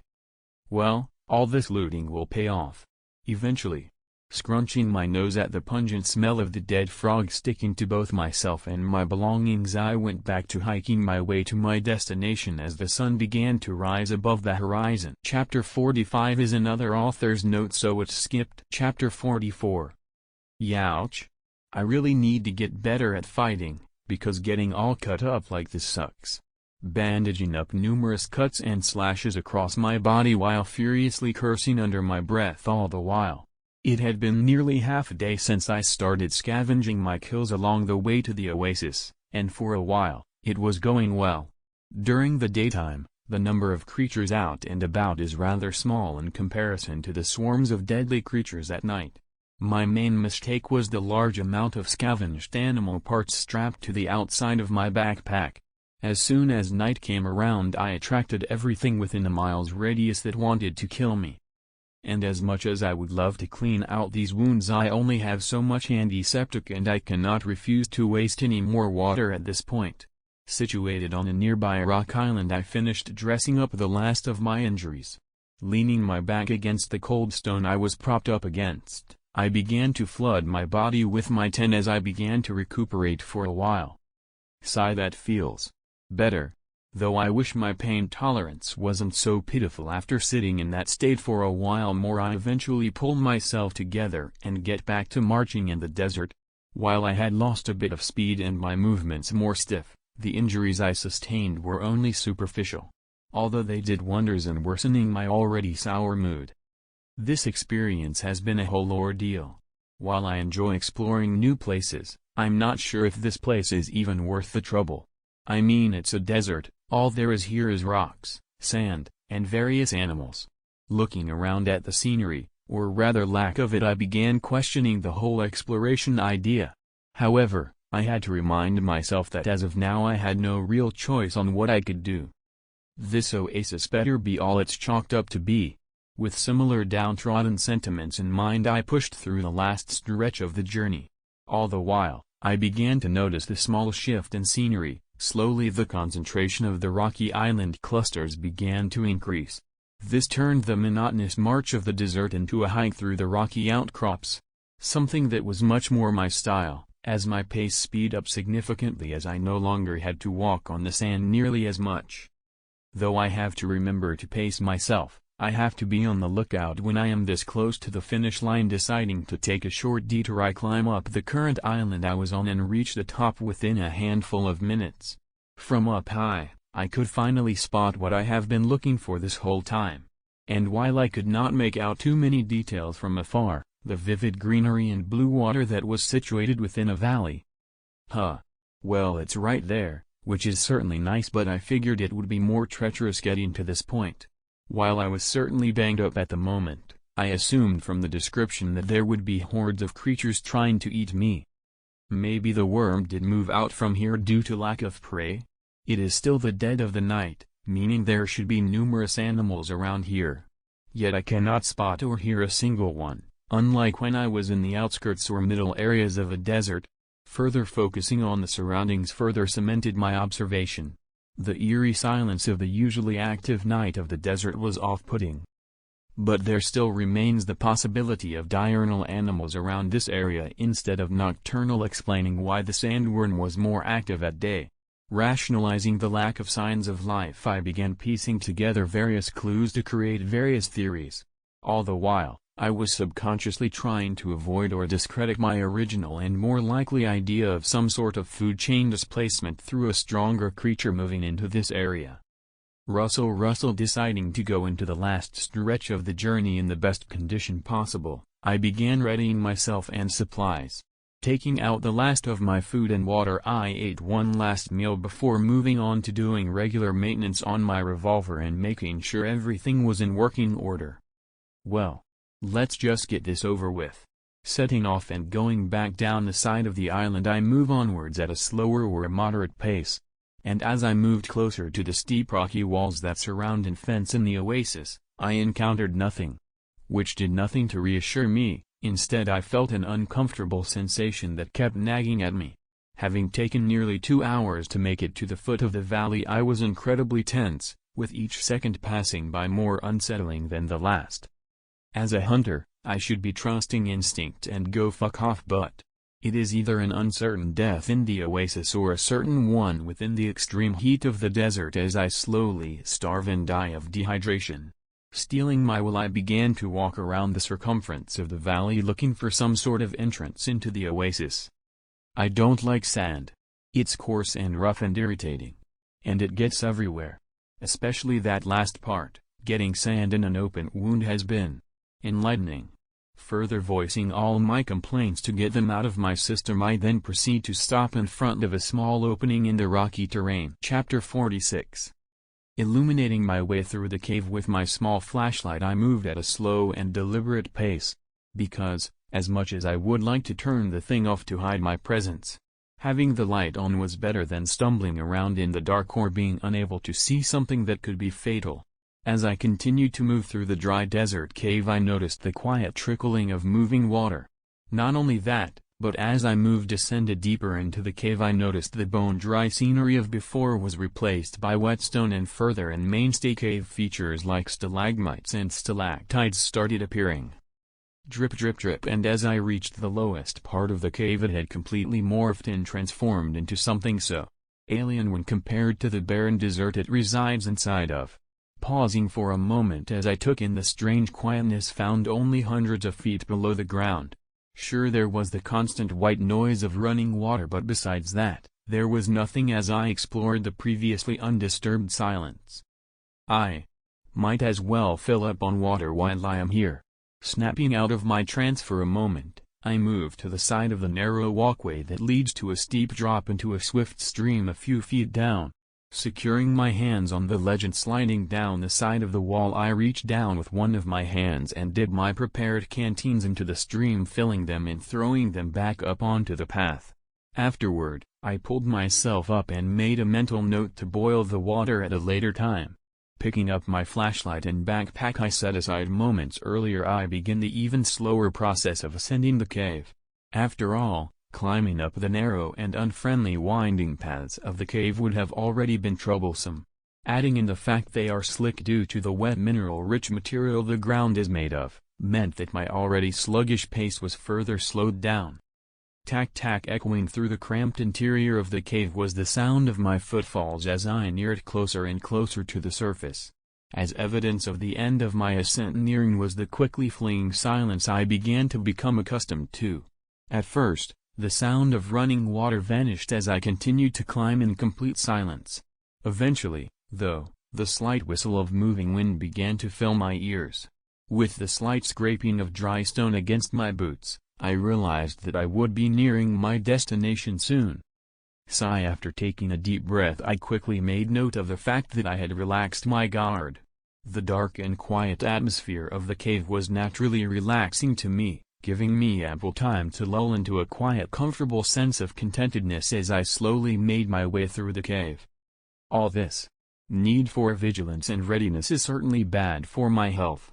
Though, I kind of need to get used to this until I can fully integrate into the norms of this world. Because while there are some similarities with my old world, the differences really pop out, especially when concerning hunters. Now on dry ground, as the cave began to open up a bit, my speed of ascent began to steadily increase. Nearing the surface, I began seeing small insects and small critters running around alongside a smattering of greenery. Nothing impressive if you don't consider the context. It was just some moss, vines, and roots along the walls of the cave. Click. Eventually I no longer need the use of the flashlight as the natural light began to trickle into the cave, which was much preferred to the static and harsh white LED of my flashlight. Rounding the corner, I was met with the sight of the oasis, and it was truly a sight to behold. That glimpse from afar didn't really do it justice. Standing within the mouth of the cave, I felt the slight warm breeze against my skin as I looked on at the beautiful sight of the sunrise illuminating the valley in warm orange light. Looking at the many trees and wildflowers sway in the winds as small critters running around in the brush. Moving further inwards into the oasis while looking around, that large sense of unease I felt before entering the cave came back in full force. Looking around with an uneasy expression on my face, I continued to move onwards. Soon enough I reached the center of the oasis and by extension the body of water. I guess I'll try to restock on supplies, take any and all harvestable resources. No, never mind. I cannot really escape the desert with the water I can hold. I will have to stay here until my flight comes to pick me back up. I just don't like this feeling as I stay here, but this still seems to be the best spot to stay. Moving away from the water, I start perusing the flora with my folder in hand while mentally noting what can be harvested now and what can't. So some of these need to be sold within a certain time frame of being picked, especially the flowers, while some of the smaller grasses or seeds could be harvested now. Also, while I'm at it, I should try gathering some fruits to eat. Seriously, I'm starving.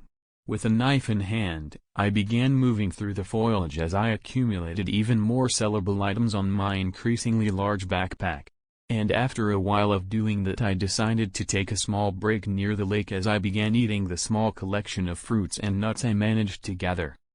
Oi! What the hell are you doing here, brat? And then in an instant, that same suppressive bad feeling skyrocketed as I heard a voice directly behind me. Though in hindsight, deciding to sit down and eat in the middle of a clearing wasn't the best idea. Chapter 47. Oi! What the hell are you doing here, brat? Resounding from behind me, I heard someone speak with a long and lazy tone in an unknown accent. Though one important yet an odd thing to note, was the aggressive undertone with a hint of curiosity as whoever was behind me spoke. Being unable to form coherent thoughts due to the overload of stimuli I was experiencing. Whether it be the shock of being caught off guard even with my raised awareness, or the intense and domineering aura of whoever was behind me, I could barely manage to swivel my head around and crane my neck to see who it was. "Hey!" I said, "what the hell are you doing here? Are you deaf?" Finally landing a quick glance at who I was dealing with, I was met with the sight of a clearly displeased woman staring down at my sitting form. No. Dumbly staring up at what I presumed to be the source of all my paranoia and me stressing out, I was disappointed. After quickly standing up while putting a bit of distance between ourselves, I finally got a good look at her. With a tall frame, tan skin, and black blonde ombre hair that went just below her chin tied up in a messy ponytail, she certainly had a loud presence. Though the earlier disappointment wasn't from her physical appearance, but rather how she presented herself. She wore a loose whitish tank top covered in stains, baggy cargo pants, and a pair of clearly too worn leather boots that had to be strapped onto her feet with cloth bandages. Still staring down at me, even with me standing now, she narrows her eyes before she seemingly vanished from my sight with barely a sound. The only evidence that she didn't just disappear or teleport was a slight whistle sound alongside a slight breeze. Not that I would have noticed. With her sending an attack my way in an instant, I could not react to any auditory or visual cues. Crack! Before she reappeared right in front of me, bringing her fist down on my head that subsequently sent me into the ground. And while I wasn't comedically buried into the ground from her attack yet, the magenta-sized indentation in the ground was a decent metric as for how much force I was attacked with. Shit. Muttering numerous strings of curses at my attacker, I questioningly look at her. While I wouldn't want to needlessly escalate things into a fight, I wouldn't not defend myself if the situation needs it. What was that for? Prodding for answers, I moved to de-escalate the situation, being careful to use a neutral tone so as to not inflame her already quick-to-anger temper. Though that seemed to have the opposite effect, as her face scrunched up in annoyance as she sent a kick towards my ribs due to me still being stuck on the ground. Because you were being all wishy-washy with your response. If you weren't deaf, then that means you were ignoring me. So I'm going to thoroughly educate you on how to hold a conversation, asshole. As she continued to speak, she seemed to get angrier as she recounted my offenses, and with each passing second it seemed like the pressure she was emanating was growing at a perverse rate. Hoy, what are you saying? In slight outrage at this one-sided thrashing of both my ears and body, I shout back at her. Though now that I think about it, what was with that speed and strength? I'm pretty sure I only heard a slight whistle when she struck me there. That and what the hell she wants, or why she just attacked me. And most importantly, what is this fearsome atmosphere? Gauging the situation while standing up a bit, I trickle a bit more of my own aura into my ten as I mentally check to see if my body is working order after the few blows I received. What I'm saying? Are you thick in the head, boy? I want to know what you're doing here. Or better yet, I'll just send you packing, how about it? Slowly walking towards me to close the distance between us. Walking with a hunched posture with one hand in her pocket while the other scratching at the side of her head. As she finishes speaking, she grins at me with a mocking smile on her face. This lady is probably an unuser, A powerful one at that to get here. All things considered, she may be the reason the top-tier predators are fleeing from the oasis. That could also explain this pressure I have been feeling, though as I cannot sense actual aura but just an uneasy sensation it must be concealed using in. Cursing my inability to use Gyo, I look at the woman who still had a lazy posture as she stared me down with a slight frown on her face. Yet, I have to remind myself that if she is able to use an advanced technique she is most likely a Nen master or a whole more advanced than me, and therefore someone who I have low odds of beating. Oh? Wait a sec. You a hunter kit? Pausing for a second as she eyes me with a more critical look, her previously lazy posture straightens up as she interrogates me with a no-nonsense tone. Comment. The fuck? Yeah, fresh graduate, I suppose.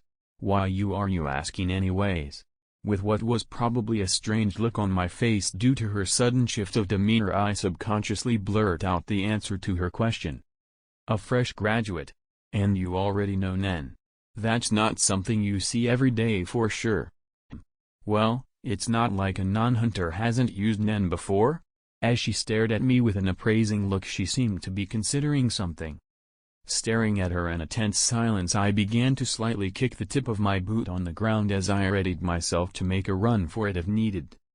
Though with that speed she demonstrated earlier I'm not sure if that will work. Resigning myself to whatever may come, I stood there whilst waiting for an indefinite period of time.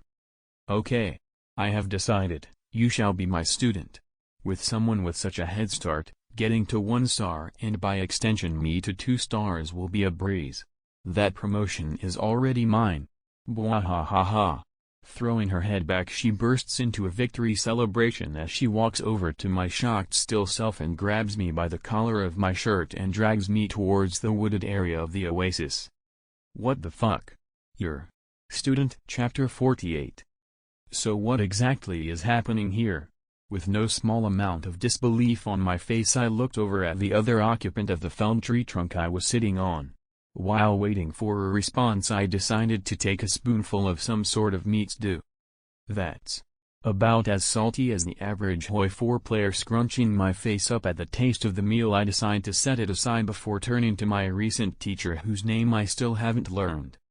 We are eating lunch. Dismissively shrugging off my question she continued to somehow eat the stew she had prepared on the camp stove we sat across from. I somehow managed to gather that what I was asking is why are you taking me on as a student? Giving her a pointed look, I proceed to use a set of 2 long sticks to take my previously boiling canteens of water off the fire. Grabbing a rag from my bag I grab a canteen of water before diluting my serving of stew with the water. You overthink things, kid. I already told you I picked you out of convenience. A recently minted hunter who has already begun learning Nen without a teacher will help me out quite a bit. Looking over at me, her eyes immediately lock onto hands that were still thinning out her hazardous cooking with water. TCH, hey, what the hell are you doing with that? Flaring her aura at me with a face filled with disgust at my actions. Quickly shooting her arms out and snatching my wrist holding the canteen, stopping the flow of water. Making it edible. The amount of salt in this stuff would make some pass from dehydration on a good day, and we're in the middle of a desert. Shrugging off the tide of negative emotions engulfing me and the jolting pain filling my arm, I ignore her as I rip into her cooking. It's actually quite good like this. As for your reasoning about it being convenient, I can think of all sorts of people that can meet those requirements. For instance, any large well-established crime family will have at least 1 novice Nen practitioner that you could convince into being your student and send to the hunter exams. Wouldn't be hard to convince them. The benefits of being a hunter would be enough to convince them. Rebutting her before she can reply, I point out an easy way to get the promotion she seems to be shooting for. Smack. Using her free hand she hit me over the head with a fed-up scowl on her face. Youch. Rubbing the top of my head once again. Today I made a mental note to get another hat because at this point I was concerned I would get CTE if I stayed around her too long. Don't cut me off. Also, once again you think too much. While what you proposed is pretty easy, it's nowhere as convenient as just picking you since you're here. Though I am curious, What is with your reluctance to have me as a teacher? This is a pretty good opportunity for you, so why are you trying to avoid it?" Giving me a slightly bewildered look as though she was looking at an idiot. Looking away from me, she proceeds to bend over the cooking fire and pours another serving of stew into her bowl, and goes back to eating in silence. "I suppose you are right that I have been deflecting the idea of having you as my teacher, though it's just not you in particular, rather, it's the idea of a teacher I have been avoiding. Looking at it now, the idea of learning on my own is quite foolish and all. Though I'm not sure if you would be a good teacher for me, while I'm not the best or even all that experienced with reading people, you're probably an enhancer, no?" Setting down the empty bowl at my foot alongside my canteen, I turn to look at the side profile of my prospective then teacher. "I'm an enhancer, huh?" Pausing for a moment, she turns to look at me before cracking a sly smile, turning away for a moment as she stares forward into space as she seemingly thinks about something. Just as quickly, she turns to look me in the eye as she says something that surprised me quite a bit. "While I don't blame you for thinking that, I am not an enhancer but actually a transmuter. You probably came to that conclusion after having met one before. Typically headstrong or self-righteous, they definitely leave an impression. In regards to transmuters, they are the deviants, the tricksters, people who can think on their feet." Unknowingly confirming my foreknowledge, she looks at me with a slight smirk before getting up to start cleaning up the campsite a bit. "So how was your first lesson as my student?" Moving to metal buckets of water above the fire, she then moves to collect all the dirty dishes for washing. "Well, I already knew that for one, and secondly I still have not agreed to be your student. Not only that, I still don't even know your name, though I have to admit I am somewhat interested in how you would be a transmuter." Moving to help with the cleaning, I rummage in my backpack and take out 2 small bottles, one of the sanitization tablets and another of dish soap, before walking over to the heating water. "You already knew how to profile a transmuter?" Color me surprised. "As for being my student, your stipulation was that I was an enhancer and would not be helpful in training whatever your nen type is. A stupid idea, as any nen master knows a bit about each category and even if not, could help you with the basics and advanced techniques. So you should just be my student already and get me my promotion." Taking the bottles out of my hand before giving them a short look, she puts the soap in one bucket and the sanitizer in the other. She then stops for a moment before looking at me. "Hey, I am the one who cooked the meal, so you should at least clean it, no?" Standing up and quickly walking away towards her tent, she leaves me to clean up by myself. "But I supplied a lot of the ingredients." Sigh. "Well, I don't really care either way." Shaking my head as I sit by the fire and wash all the cookware, a small smile creeps its way on my face.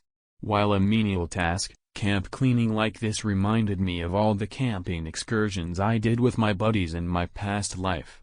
Eventually, though, I finished up after having air dried everything and setting it in a neat stack on the log before grabbing my backpack and moving toward my teacher's tent. "Hey, I finished cleaning and drying everything, though I didn't know where you wanted it, so I placed it on the log. Oh, also while I'm here I might as well ask your name." Standing next to the tent, as it was rude to barge in uninvited, I talked through the thin canvas of her tent. "I suppose you're right. I don't know yours either, though you could just call me teacher. But if you have to call me by name, then allow me to formally introduce myself. I am Claire, a 1-star floral hunter."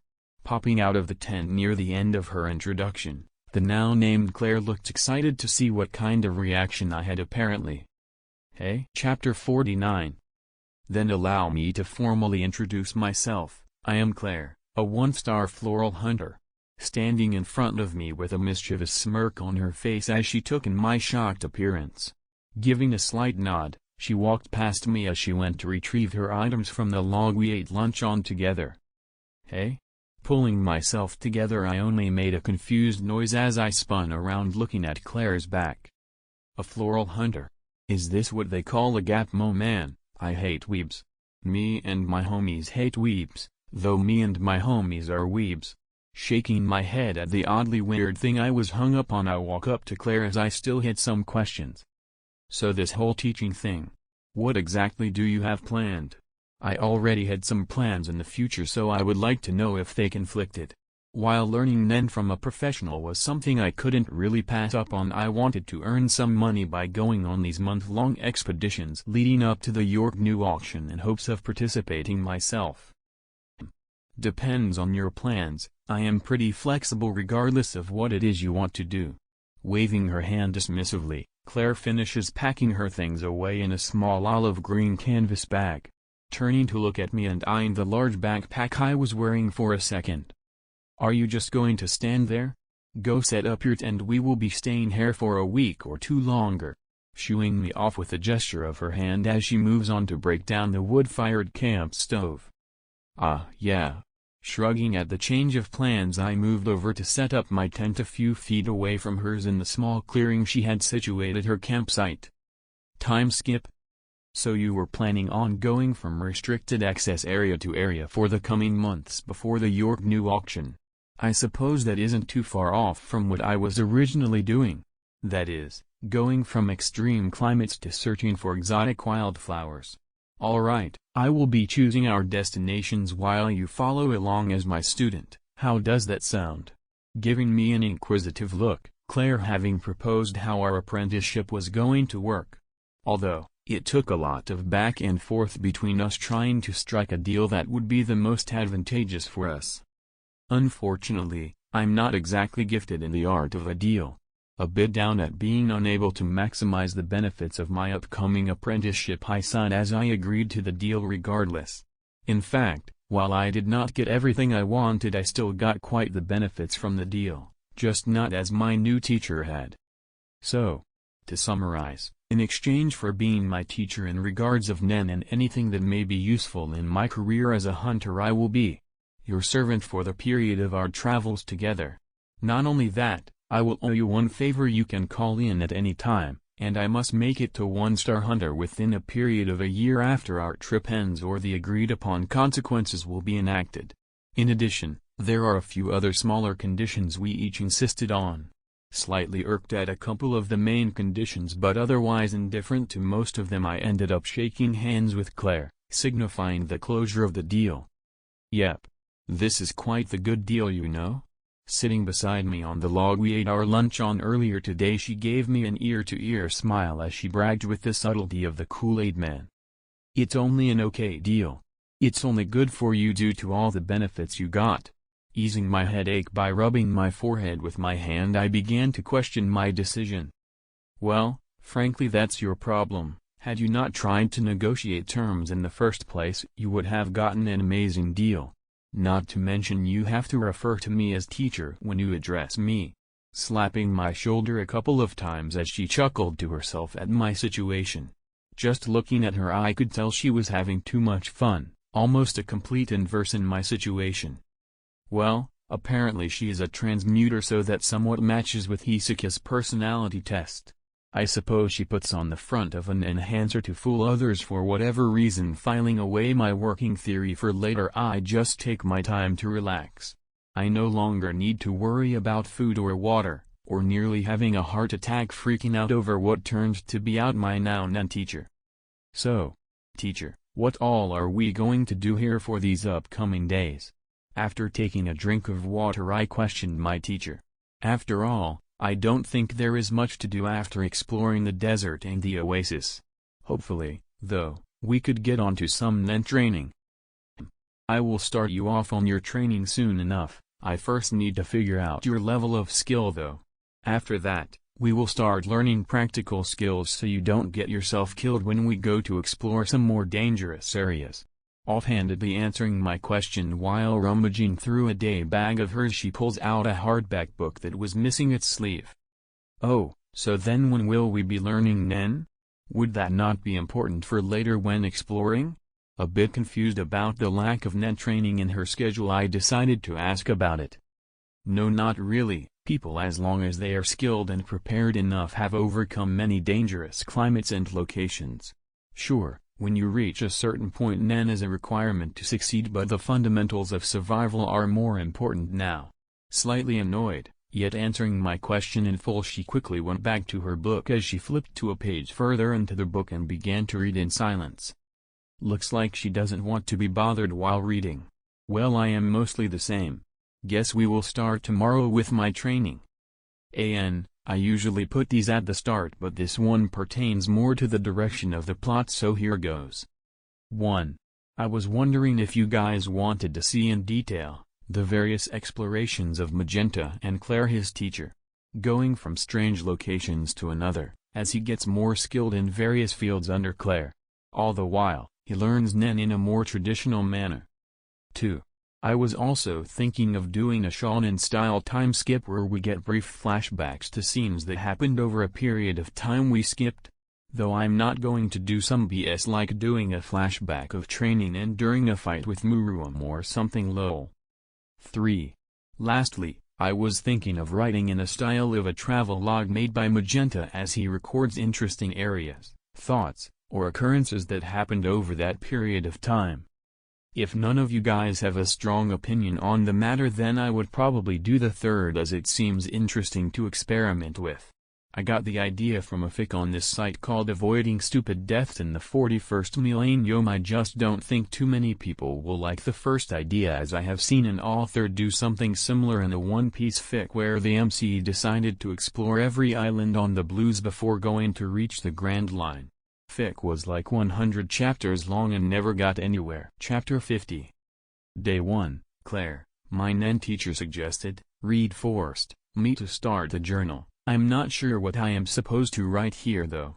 I suppose I'll note what I cooked for dinner, seeing as how I am now saddled with all the chores around here. I had to cook tonight's dinner. I ended up making skewers with some meat and assorted fruits and veggies found in this oasis. Thankfully I didn't poison someone this time around. Day 2, I finally started training, though it's nothing special for now. Claire has been teaching me navigational skills and information gathering. The former skill was something I already knew, but it was nice to improve upon, I suppose. She also assigned a daily training routine. It's not really strength training but more for building stamina, which is fair. Day 3, more of the same. Apparently all I will be doing here at the Oasis is learning and further polishing skills I will be needing on our travels. I would like to say I don't mind, but I do. Somewhat. I wish to avoid having a Nen teacher due to already knowing a fair amount of information. However, the finite knowledge and teaching practices are something I am sorely lacking.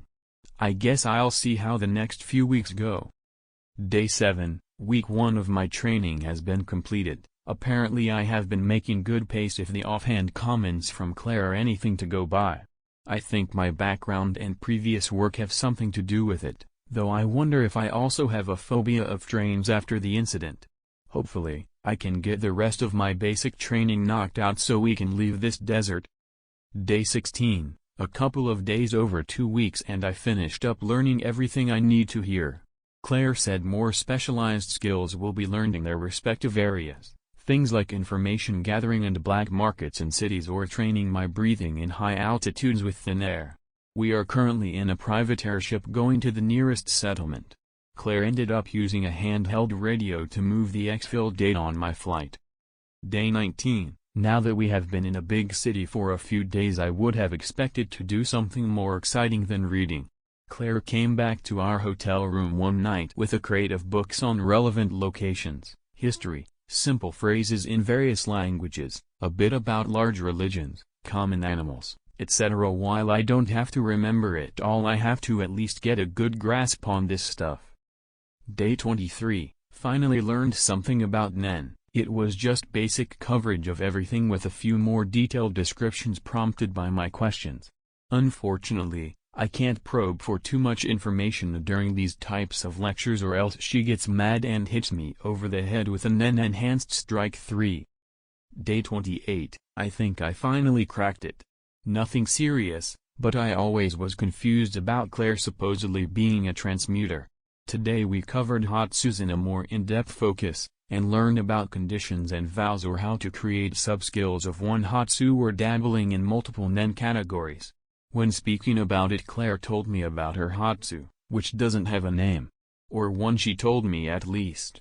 Anyways, she transmutes her aura into gravity. Sounds super strong, but apparently, the aura to gravity conversion sucks. That's why she dabbled in manipulation, her weakest category, but nonetheless, it allowed her to concentrate her power on one point and also add in a new condition. A really neat one too, being, the more scared someone or something of her is, the stronger the gravitational force Claire can muster. I guess looking like a delinquent/homeless person and acting like a dickhead has its uses. Day 29, after much consideration, I have decided to retract the harmful and clearly false information that was made near the end of daily log number 28. On another unrelated note, today was spent resting due to a small injury during training.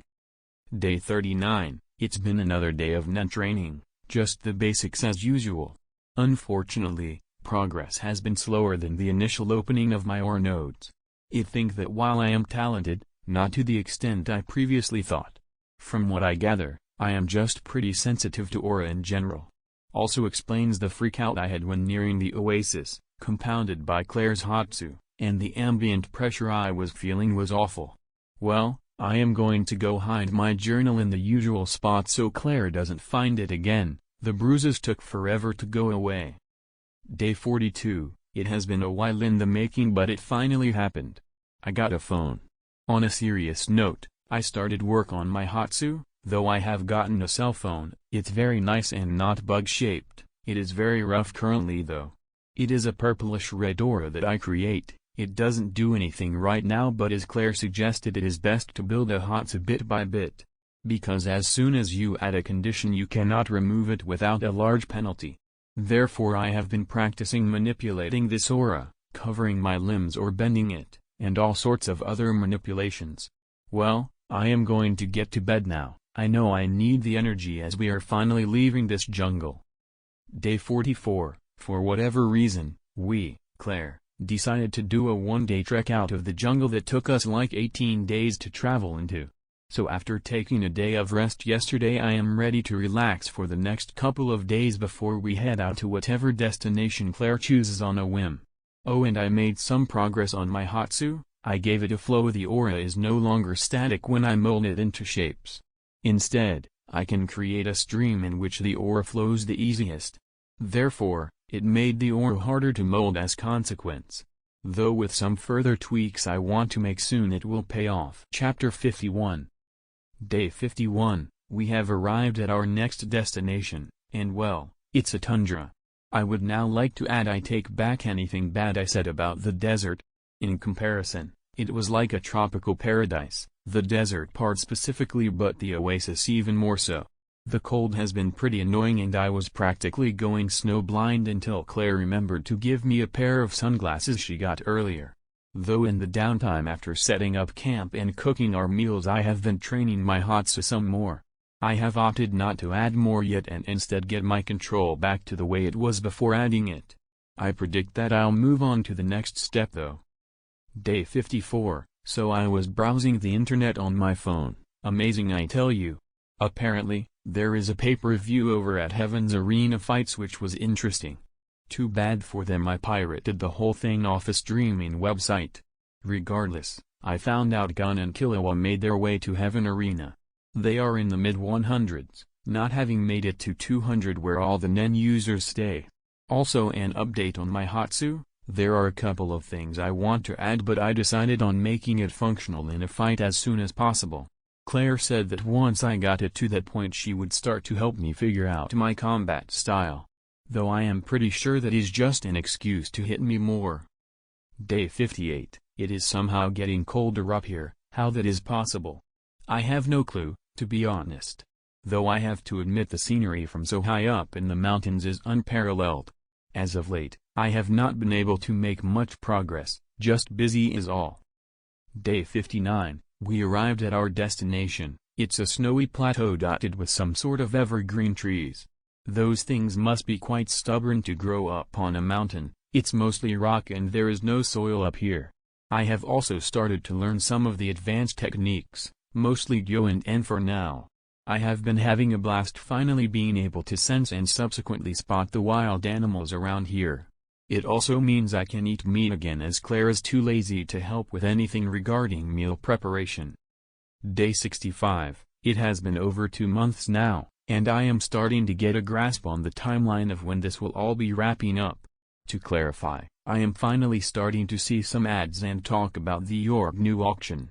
I mean, I know every one of my friends was going to be there, but I had no real sense of how far away that was.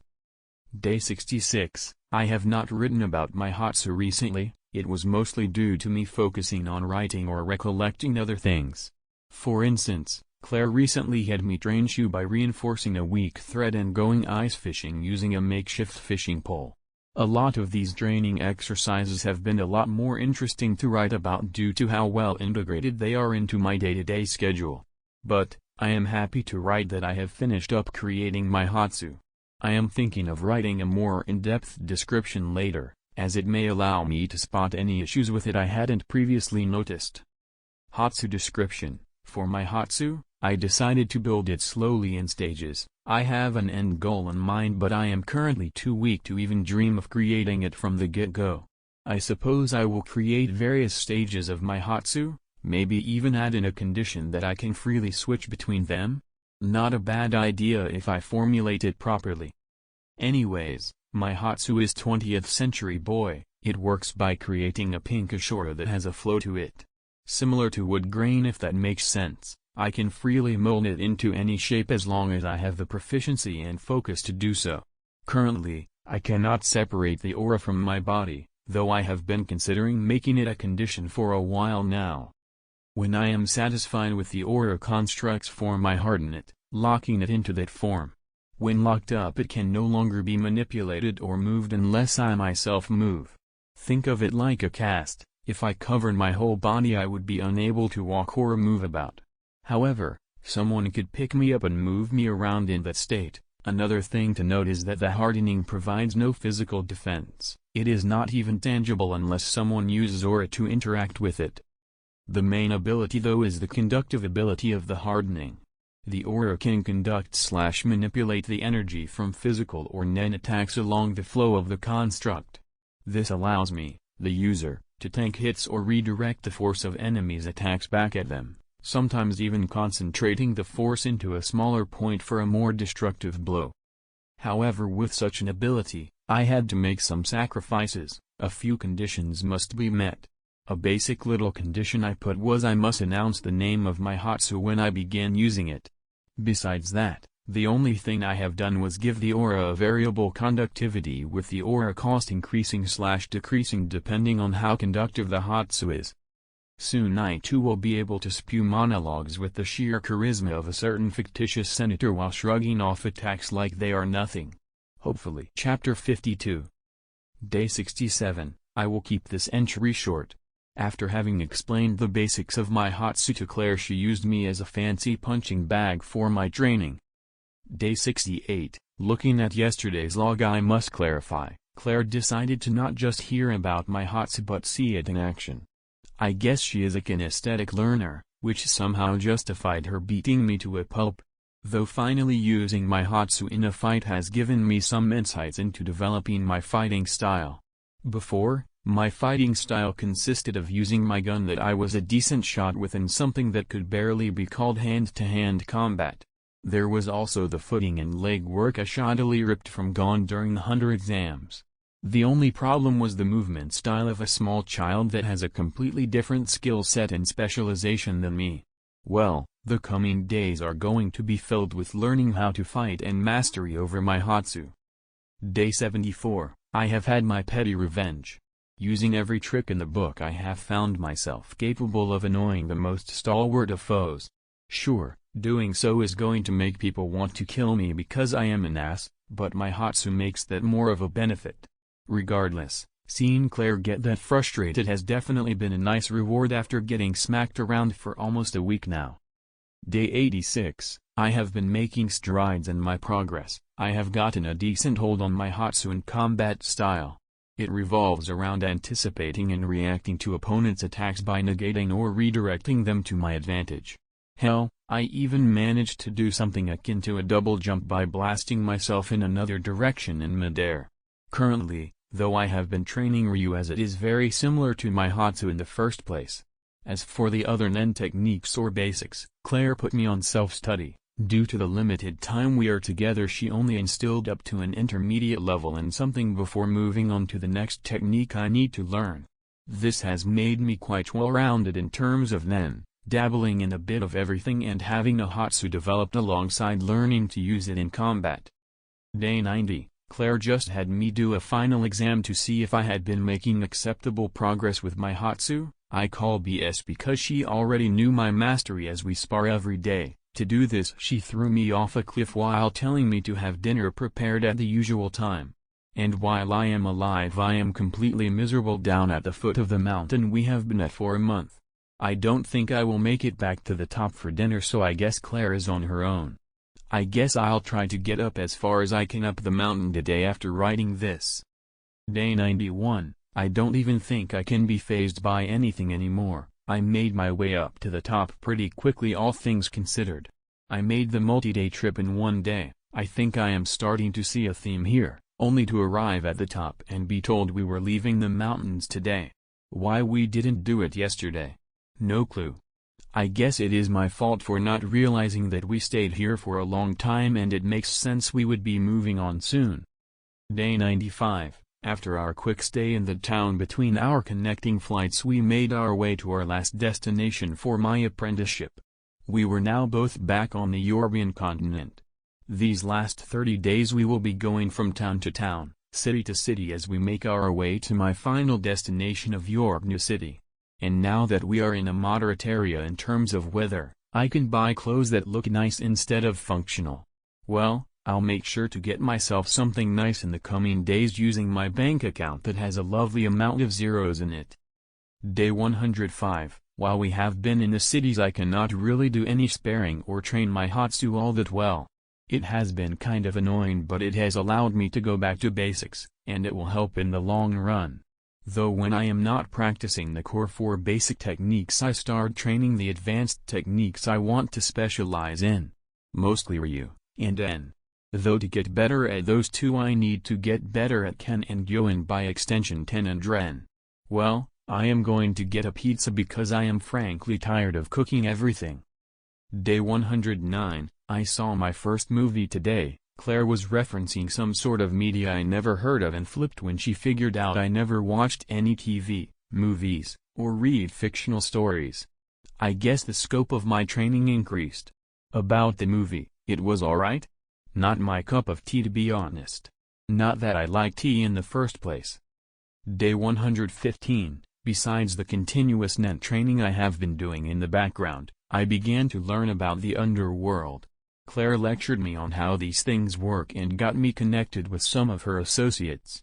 It has been a slow process to learn all the ins and outs and etiquette for these types of places, but could always be useful in the future. When we got back to the place we were staying, we ended up watching a zombie film. How fitting. Day 120. This is the end of my apprenticeship, though I doubt this is the last time I will see or talk to Claire. I mean, I have her number on my phone, so it isn't hard to contact her. Anyways, I am going to have to find some way to contact everyone. Though I'll leave that problem for future me. For now, I will relax at this nice little cafe I found. Chapter 53. Well, I had to do this eventually, staring at the small embers that remained of the journal I kept during my apprenticeship. Sure, it was kind of a bummer to get rid of it, but out of respect for my teacher and for my safety, the detailed descriptions of Hatsus, training methods, and what my specializations and skill set were. Even keeping it on my person was a risk I didn't want to take. Rustle click. Reaching into my pocket, I pulled out a silver pocket watch, a gift from Claire as we parted ways. Reading the hands, I clicked my tongue, realizing it was already quite late. Tonight was the first day of the auction, and if my memories of the original plot could be trusted, I could find Gon, Killua, and Leorio running some sort of scam. I guess I'll have to ask around the markets where most of these types of things happen. Quickly stepping onto the main street from the side alley I was in earlier before making my way towards the markets. Thankfully the walk wouldn't be all that long from where I was hanging around. Though as I made my walk in the city streets, I kept getting weird looks. Something that I was made painfully aware of when I was getting clothes. I mean, it was an investment. I had time and money, so commissioning a custom-tailored set of clothes that were made to look like the old set I got on Transmigration. Plus, they are quite durable from what I can tell, and I have my hat back. Though when the tailor asked/implied that I was a pimp, hurt spiritually chuckling at that strange interaction, I rounded the corner of the block, officially entering the markets. Whistle. Even now, after frequenting the bust streets of York New for the last month, I was still impressed by the 24/7 crowds of people. Yet, the markets were even busier than the usual city streets, something that I was taking advantage of as I listened to the conversations that cascaded across the sea of people. Whether it was grocers shouting out the insured quality of their produce, small peddlers harassing younger couples to sell small jewelry, or rumors about the ongoings of the current auction. Sigh, I wanted that diamond. However, what caught my attention was the defeated musings of a voice that belonged to a young woman. Though I could not discern from who it was coming from in the crowd, but seeing as how the voice was getting far off and quieter, we were moving in opposite directions. "Well, you should have used your left hand," interrupting my deductions, I heard a loud gruff voice reprimanding the young woman. "True, why didn't you?" And quickly doubling down on the first man's voice was another whose words I could barely decipher by now, even when I was listening as closely as possible. "Well, if they were moving towards the entrance of the street, that means gone, and the others are further into the street or nearby." Jostling through the crowd with an increased pace, I began to hear shouts of excitement and similar conversations regarding a little boy beating anyone in a game of arm wrestling. And as I continued to get closer, I heard the all-too-familiar shouting of Leorio as I neared the crowd of onlookers and participants. "Sorry folks, but it has been quite the night, wouldn't you agree? But we will be retiring for now. But make sure to come back next time and test your strength against my little friend here." Animatedly waving his arms around as he addressed the crowd, Leorio turned around and began to help Killua and Gon break down their stand. Moving through the crowd and towards the three, I moved behind them before announcing my presence. "Yo, need any help with that?" Spooking Leorio and Gon a bit by the sudden voice, they quickly turned around to see me. Giving them a slight wave of my hand, as I walk over to help break down the folding table, while they looked confused at what they thought was a stranger helping them. Thank you sir for the kind gesture, but we don't need help with the breakdown." Trying to defuse the odd situation, Leorio, with an uncomfortable smile on his face, tried to politely tell me to fuck off. "Well, sorry if I was being nice, Four Eyes. Anyways, how are you two doing? I saw you guys were on the high floors in Heaven's Arena. It can be pretty tricky if you are uninitiated, though you two look to be alright." Ignoring him and turning my attention to Gon and Killua, the latter of which recognized me and the former a few moments later. "Ah, Magenta-san, what are you doing here? Oh, and you never gave me that information about my dad, you just left out of nowhere." Dropping the small jewelry case in his hands in surprise, he rushes up to me and he begins shaking me, almost expecting any information about his dad to fall out of my pockets. "Oh, it's the old man.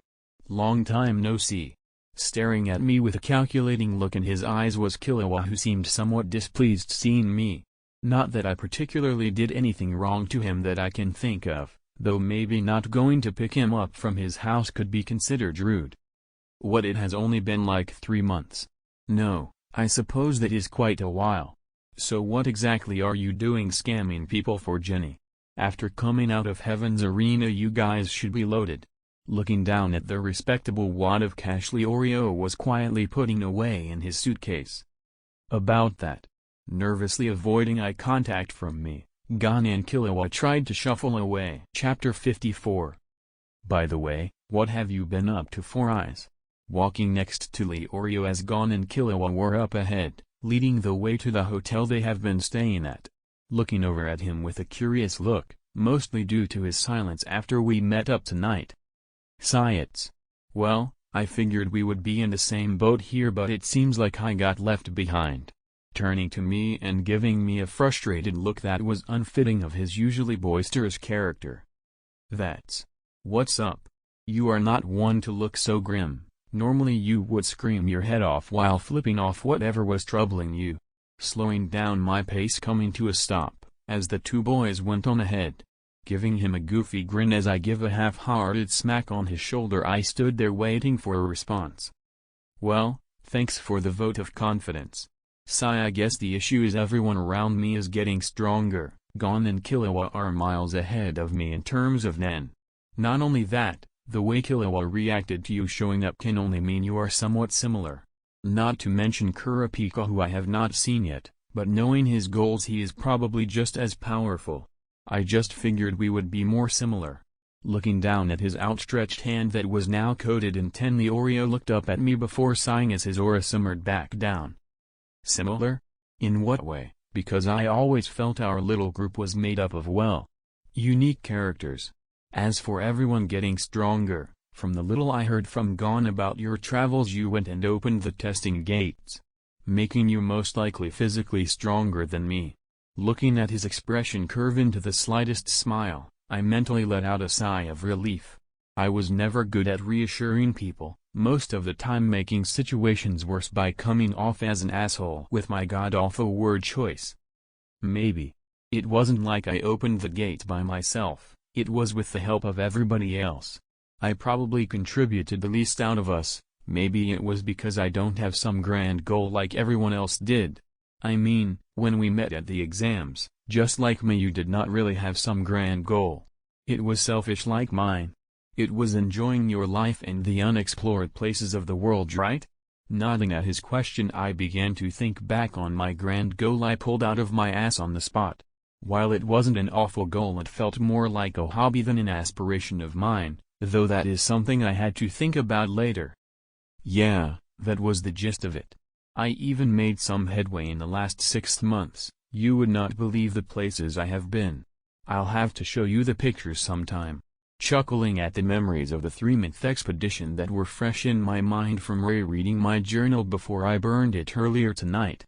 Though I quickly removed the smile from my face when I saw the twitchy expression on Leorio's face. Apparently bragging about how awesome things have been lately is not appropriate right now.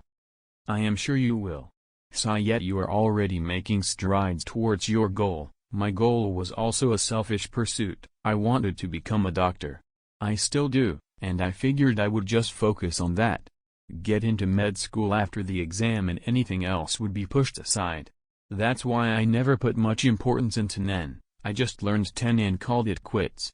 But seeing you, who was just as useless as me in the Hunter exam, put that much importance to Nen has made me start to rethink how I spent these last few months.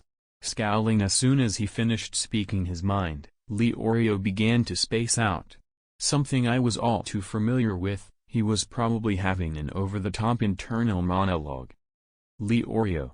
Snapping him out of his thoughts with a deadpan tone, I called out to him. "Yeah?" Seemingly jolting awake, he looked over at me in confusion as his scowl deepened. As my brutish and unsophisticated teacher would say, "You are overthinking it, dumbass. There is no problem with all the studying you have been doing. It's vital in becoming a doctor. If you had put more focus on Nen, you would become a school nurse giving out band-aids and ice packs that could use superpowers." Elbowing him the ribs as I chuckled at the thought of him being pestered all day by school children trying to skip class. Thankfully, my little joke at the end was good at keeping his depressive mood at bay, as evident from the small laugh that escaped his lips. "You can always learn about Nen at any point in your life, but I think you could do some amazing things should you explore that avenue, Leorio. Nen is such a versatile and personal thing. You can do nearly anything with it. From special attacks from your favorite comic books to something that might help you become the best doctor out there. From what I heard from Kurapika, you wanted the best of the best, no? Best liquor, nice cars, designer suits, becoming filthy rich, and of course, getting married to the sexiest woman out there? Why should your main aspiration be any different? So get out of this depressing slump of yours and get back to being the bothersome and ear-damaging bastard of a friend I know you are." Stepping away from the wall we were leaning on, I began to slowly walk in the same direction I saw Gona and Killua going earlier. "By the way, what hotel are you guys staying at?" Turning around to steal a glimpse of Leorio, who was still standing there, I ended up asking where he was staying. Mostly so I could leave and give him some space to think for a while if he needed it. "And why do I have to tell you? "You annoying bastard." Quickly catching up to me and passing me up, Leorio began to lead the way back to the hotel. Fortunately, he seemed to be back up to task, false bravado and all. Though I wonder what brought all this on in the first place. Leorio, from what I always pictured, was never the type for drama. However, I have seen some events or people acting in a different way than what I was used to. Whether it was due to my near minimal interference or the world of HxH is different than what was captured in the anime and manga, I have no clue. As for Leorio acting like this, it could be I was the straw that broke the camel's back here. I mean, his speech in the chairman arc was pretty self-deprecating, so something like this may have been happening internally back in the original series as well. Squaring those thoughts away, I continued to talk with Leorio as we slowly made our way to the hotel everyone was staying at for the time. Chapter 55 was an author's note. Chapter 56. Sorry for keeping you two waiting. After entering the lobby of the hotel, I was met with an impatient Gon and an unimpressed Killua. Looking around the room, there was no one else in the room beside our group and the hotel staff at the counter. Ah, it is quite late in the night already. While I was busy looking around, Leorio went over to Gona and Killua as they started to discuss something. Guys? You just suddenly disappeared. We didn't even notice until we were about to get in the elevator. Animatedly waving his arms while talking, Gon began to pester Leorio about our whereabouts. Magenta wanted to talk about something with me. It's all resolved now though. Hearing my name, I walked on over next to Leorio.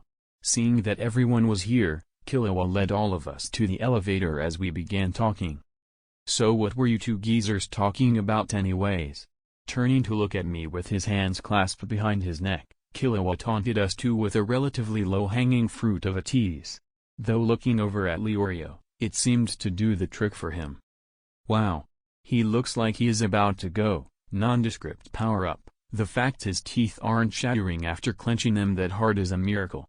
Turning back to Killua, I decided to not give him the satisfaction of pissing me off. A mistake I made on Zevil Island that I wish to not repeat. I seem to have forgotten. Must be my age kicking in. Shrugging and ignoring him seemed to do the trick after that if his reactions are anything to go by. TCH.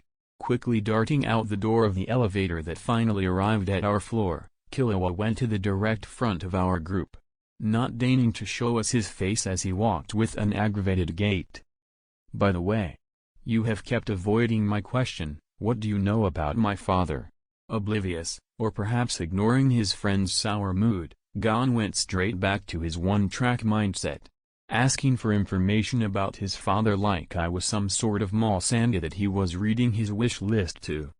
Sigh, what I know is pretty easily found out if you have a half a brain to use the resources at your disposal. On second thought, you probably wouldn't ever find out unless told by someone else. Giving Gon a short chop on the head, I began considering what I should do. Keeping things like the original story would surely give me an advantage, but refusing to help a good friend is pretty scummy. Again, even with my minimal interference, things have already started to slowly change, haven't they? Deciding to help him out regardless, I enter the hotel room everyone has been staying in for the time being. Hey. Whether he was offended by my jab at him or because I was ignoring him I wasn't sure, but Gon had a slightly bitter look on his face. I'll tell you in the morning. It's nearly midnight already. You have a whole day of arm wrestling ahead of you to pester me for answers, just wait until then. Ending the conversation there, we all started to discuss sleeping arrangements.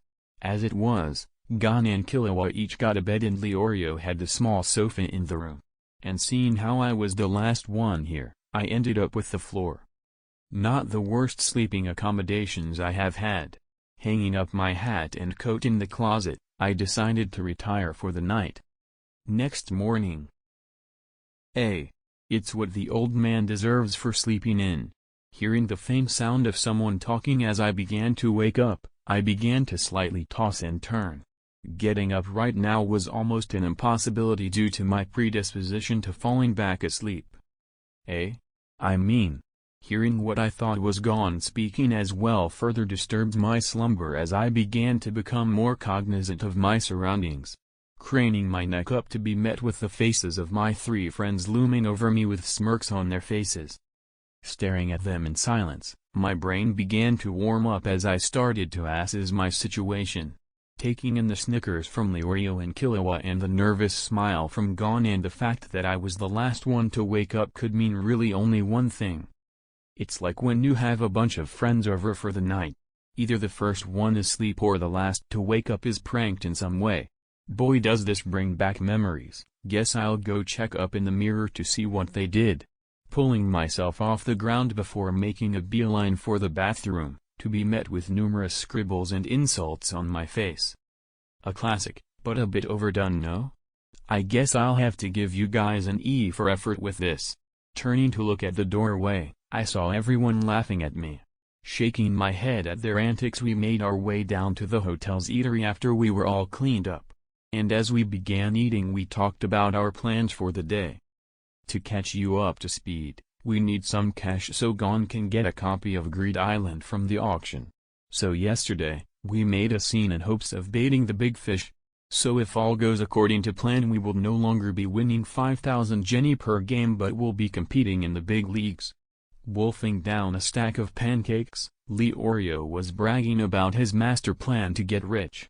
A plan that was pretty luck-based all things considered, but it could work out. Chapter 57. He is part of the Zodiacs, a collection of 12 of the top influential hunters inside the association. Jing freezes, the Boar Zodiac. Taking a moment of pause to take a drink, I waited for the inevitable interjections and questions. And that means? Quickly swallowing his food as he raised his hand, Gon went ahead and asked the question without waiting to be prompted. At least he wasn't talking with food in his mouth, so props for manners. Sigh, I just said that. Again, Zodiacs are the top contributors and most influential hunters in the association. All 12 of them hold a lot of sway within different parts of the association, working directly under Chairman Netero. Some of the Zodiacs are really strong Nen masters, while others are just highly specialized or well known in their field. Trying to recall a mix of meta-knowledge and information I found while midnight browsing the Hunters database. And Gon's old man is one of these Zodiacs, huh? So what is it exactly that he does in the association? Thinking over Leorio's question, I began trying to piece together a useful response. Jing, from what little attention I paid him, did not do much in the anime. Just a goal for Gon to reach, and appearing in a few scenes with exception of the chairman arc. Well, not much.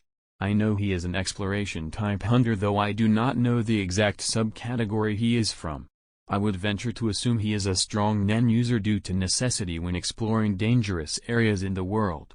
Meaning, you have quite the work cut out for you if you are trying to find him. He doesn't really stay in one place unless he is called back by the chairman for something important. Summing up what I could feasibly know, I began to lecture them on the higher bracket of the Hunter Association. Then I'll definitely need to go to Greed Island. It is the only clue I have right now that can help out. Still, thank you for telling me about my father Magenta. Thanking me, Gon then stood up as we had finished our breakfast by that time. As we made our way to the front counter to resolve our bill, we continued the conversation. Ah, no problem. Though do note that there are rumors going around that there is someone after all the available copies of Greed Island here. Said person has a lot more money than whatever you can scrounge up today. Still unsure of how to deal with Gon's overly sincere attitude, I just nodded and took the praise. Though, immediately telling him his chances of gaining a trail to his father is probably not it. God, why did I say that? Sigh, well, he should be fine, right? Figuring things will resolve themselves just fine regardless, I decided to not follow up and say anything. Old man, you got any plans while you are here? Walking up from behind me, Killua then initiated another line of conversation with me. Something that I honestly did not expect, as most of our interactions have been mostly antagonistic all things considered. Somewhat. I got a list of things I would like to do while here. Why are you asking? Deciding to be cordial, I kept up my half of the conversation as I took out my bank card and paid the bill for our group. I just figured if you weren't doing anything you could help us out with raising money for the game instead of using our hotel room for free. You know, be useful for once. And there it was. The venomous jab from Killua, something that seems to be a constant. Not that I wished for it to remain that way, he was at least somewhat sociable with everyone but me. Is this because I dipped early at the hunger exam and didn't subsequently help you get out of being grounded?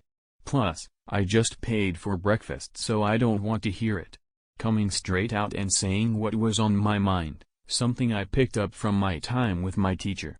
Though, I should try to keep this new habit of mine in check as it seems to work with like-minded people.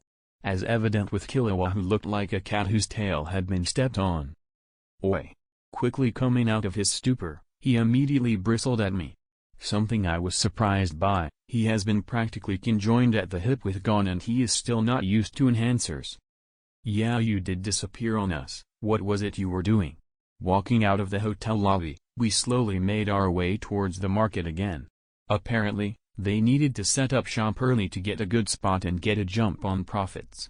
Along the way though, Leorio began to pick up the conversation where we left off. Well, I was making my spot in the world. I don't have any family or a roof over my head at the moment, so I was strapped for cash. I essentially started working the day I got my license, doing various item retrieval requests as I explored various areas around the world before coming here. Oh, and I got a Nen teacher. Deciding to give them my reason for ditching the group after the exams and my actions over the past while, we began to converse. Why did you brush over that last part? Sigh, well, whatever. Having lost interest at that point, Killua prompted to step out of the conversation as he moved to the back of the group. Oh. How far did you end up reaching in terms of Nen? I and Killua know Ten, Ren, Zetsu, and Gyo. Latching onto the last part of the conversation, Gon began to interrogate me about Nen. Something I didn't mind answering, as my studies on the subject have been truly engaging. So having a discussion about Nen was something I was ecstatic to have with a friend who had a similar interest.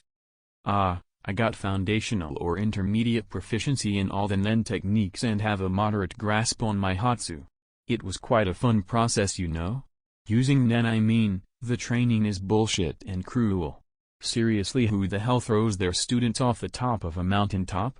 Ranting a bit at the end, I spun around as we met our destination to see the uncomfortable smiles or snickers in the case of Killua at my outburst. Well, isn't that something? Rubbing the back of his head, Leorio chuckled at me as we quickly popped open the folding chair and table and taped on the crudely written sign of challenge. So, are you going to stick around today? We could really use your help today. Especially if we are to get a chance at getting a copy or two of Greed Island. Laughing with a joy that didn't quite reach his eyes, Gon looked to be a bit perturbed.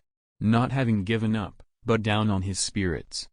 No, I want to go check up on the recent happenings of the auction. There are a few items I kind of want. Hey, while I'm there I'll try to ask around and see what's up with Greed Island, so don't look so down, okay? Walking away after a few challengers started to show up, I made my way to the main stage of all the coming drama. Chapter 58. Finding myself in the lobby of the Southern Peace Auction House, I jostled through the outraged crowd of mobsters. Or, at least what I presumed were mobsters, them all wearing suits, and the numerous scowls, scars, and tattoos that riddled their bodies led me to that conclusion. Listening in, they were all demanding they receive their guns back from auction staff after the attack from what could only be the Phantom Troop. So that means Kurapika has already captured Uvogin last night, right? And those Crime Family Elite Nen user guys are all dead. Quickly pulling up my phone, I checked up on the online statement to try to compare my recounting to what happened last night. Of course, as I looked at the website it was all in company speak, never admitting things were as bad as they were. Though I can piece together what happened, and I can always speak to my newer connections in the underworld to figure out what happened in detail. Hello miss, while I am here I would like to pick up a copy of the auction catalog. Moving over to my last reason for showing up here this morning, I quickly bought a medium-sized leather-bound book. To be honest, the thing was much too eye-catching for what was essentially a collection of pictures and price tags, but that was what the people they were marketing to wanted. Man, the price gauging. Lightly holding the expensive book, I quickly put it away inside of my inner coat pocket as I then moved back to the street. I decided to call a cab back to the hotel room I rented a few days back to get my laptop. From there I wanted to thoroughly screen through any information I could find before moving on to the next step of my goals. "Sir, that will be 250 Jenny." Quickly paying the cab driver his fee and a tip, I made my way back up to my hotel room. Unlocking my room, I made my way to my luggage where I re-equipped myself with a practiced speed, attaching my holster and gun to my belt and lining the numerous pockets of my coat with various tools and instruments that would otherwise be confiscated for the duration of the week should I have brought them to the auction house. Tap tap, smacking the trackpad a couple of times to turn on my laptop, I quickly made my way to the Hunter forums and scroll through new updates on the auction. Eventually finding a reputable seller recommended to me by Claire, I wired the funds over to gain access. What I saw really shocked me: dashcam footage from a few of the underworld's transport cars and photos of the damage. Though everything available was blurry and unrecognizable for the most part. Probably by design, information brokers tried to stay neutral, so posting in detail pictures of either the troupe or the powerhouses of the underworld getting stomped is not conducive to staying in business. Clicking through more pictures and reading up a bit more, I stop when I reach a picture of the aftermath. The entire area is completely destroyed, far more than what I could recall from the manga. Quickly flicking back to the videos, I take in the speed these battles happened. Everything was on a scale I never thought possible. Fuck. Putting two and two together, I realized that the scale of things was much bigger. I may not have realized this in the small and controlled environment of the Hunter exam, but things are different. While the period between the exam and Yorknu wasn't specified, I felt it was less than 3 months. Even Gon and Killua's stay at Heaven's Arena was longer here. When they got up to the higher floors, it wasn't a walk in the park for them. And now, the Phantom Troop seemed to be filled with powerhouses. Click tabbing out and opening another search query, I began to look into the Phantom Troop. Anything from past heists and attacks to files of information on the group. Sites only aftermath images and surface level knowledge about the group. Damn it. Shutting my laptop, I began to pace around the room while panicking. Thinking of all sorts of possibilities based on the premise that everything was scaling up in this world. Ah wait. Maybe Kurapika is stronger. I mean, he does capture Uvogin, so he should be pretty strong. I just need to think on my feet and use what I know to get through this. After this will be Greed Island, which will be downtime to get stronger so I can meet the power scaling in the Chimera at Arc.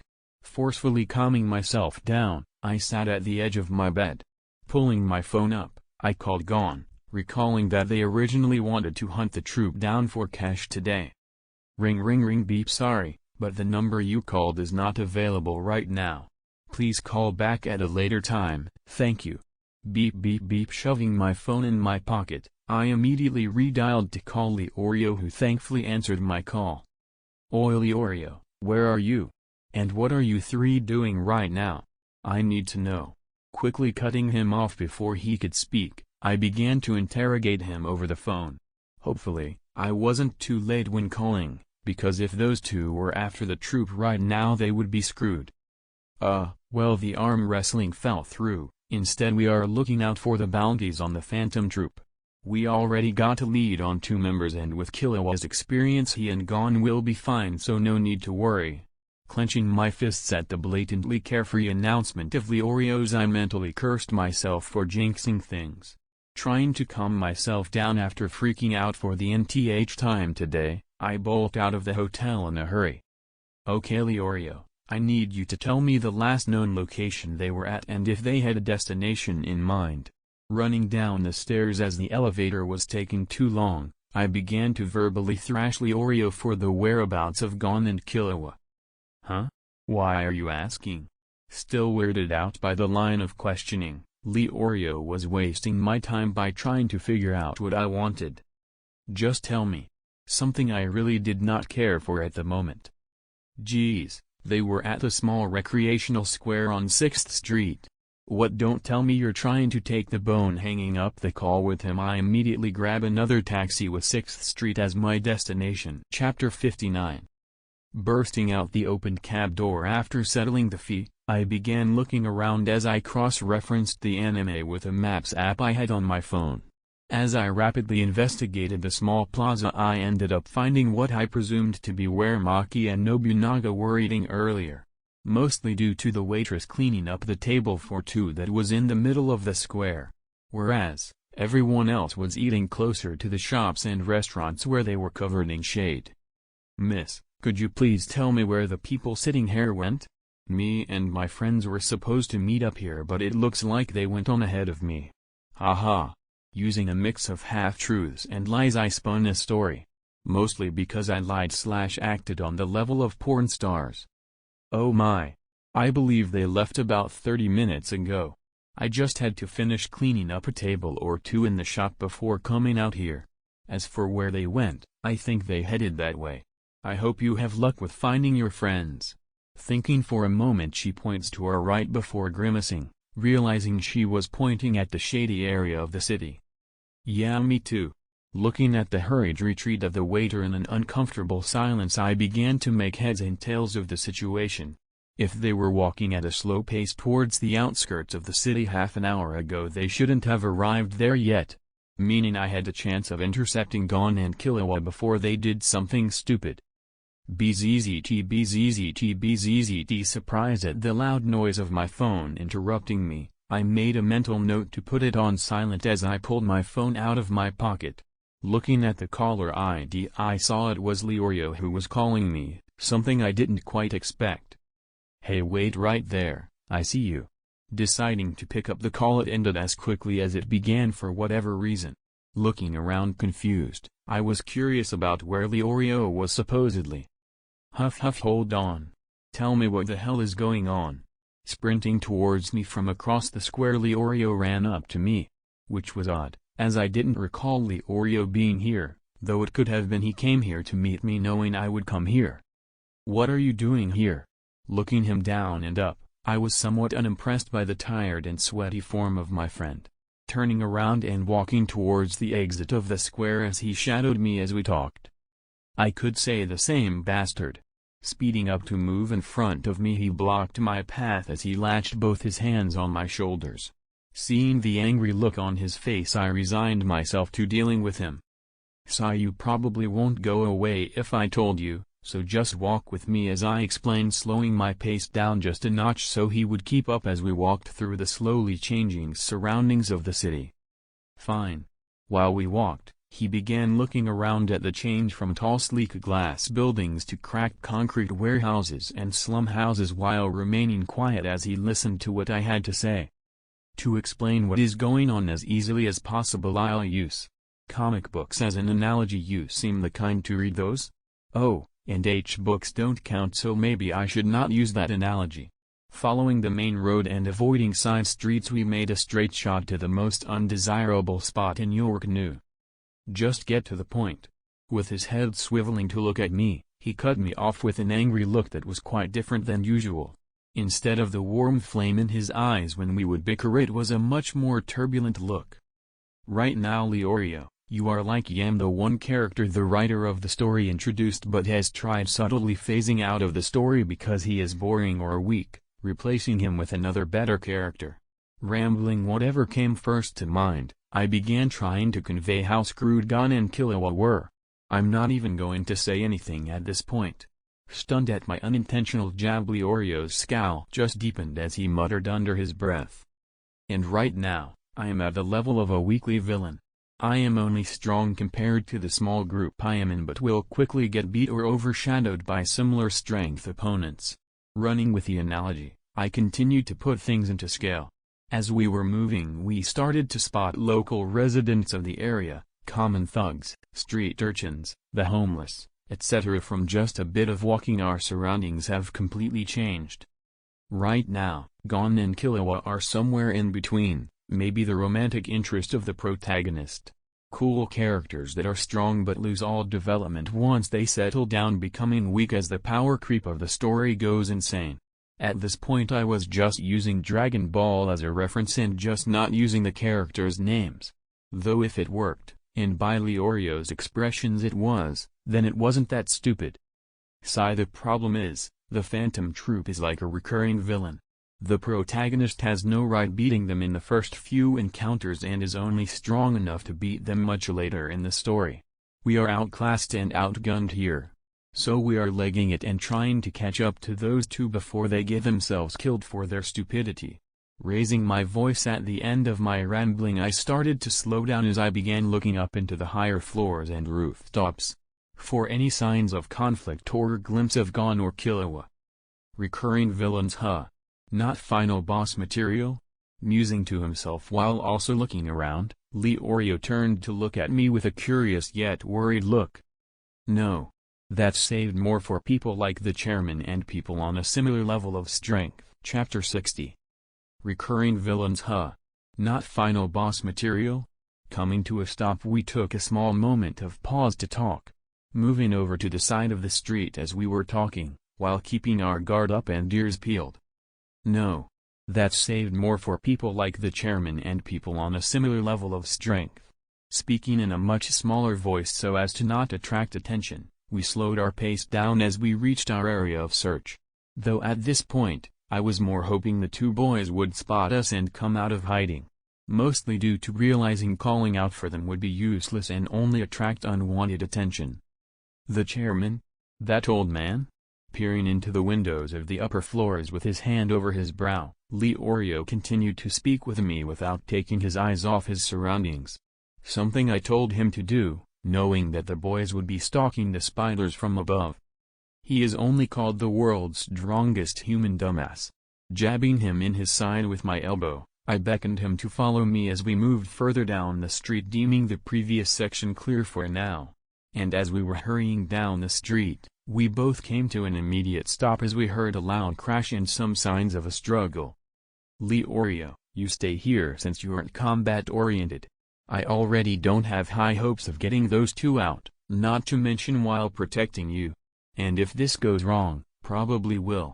Running down to the corner of the street before stopping for a second, I turned to Leorio while thinking for a second. Before deciding to relinquish my most valuable asset. I have information regarding Kurapika's whereabouts. He is supposedly a bodyguard for the heir of the Nostrate crime family, so if I am not back within 48 hours, go get him or something. Sure, if he really looked into that with his resources as a hunter, he could figure out that was all BS, but that wasn't important right now. Besides, I was going headfirst into the worst possible place I as a transmigrant could go. While I could gamble on the idea of some memory block being placed on me by the not a Rob, I decided to not bet on it when it concerned Pakunoda. Thankfully I have something that almost qualifies as a countermeasure in place. Waving Leorio off, I rushed towards the sound I heard earlier that came from a few houses down, what was most likely a wall or two being busted open by Gon in his escape attempts or confrontation with the spiders. And as I got closer to the source, I began to lower my presence by using Zetsu. Something I was unhappy with, as I would have preferred to use, and yet I really couldn't coat my whole presence with it. Currently, I could at most cover a decent chunk of my aura, something that paired decently well with my Hatsu but not enough for my intended usage right now.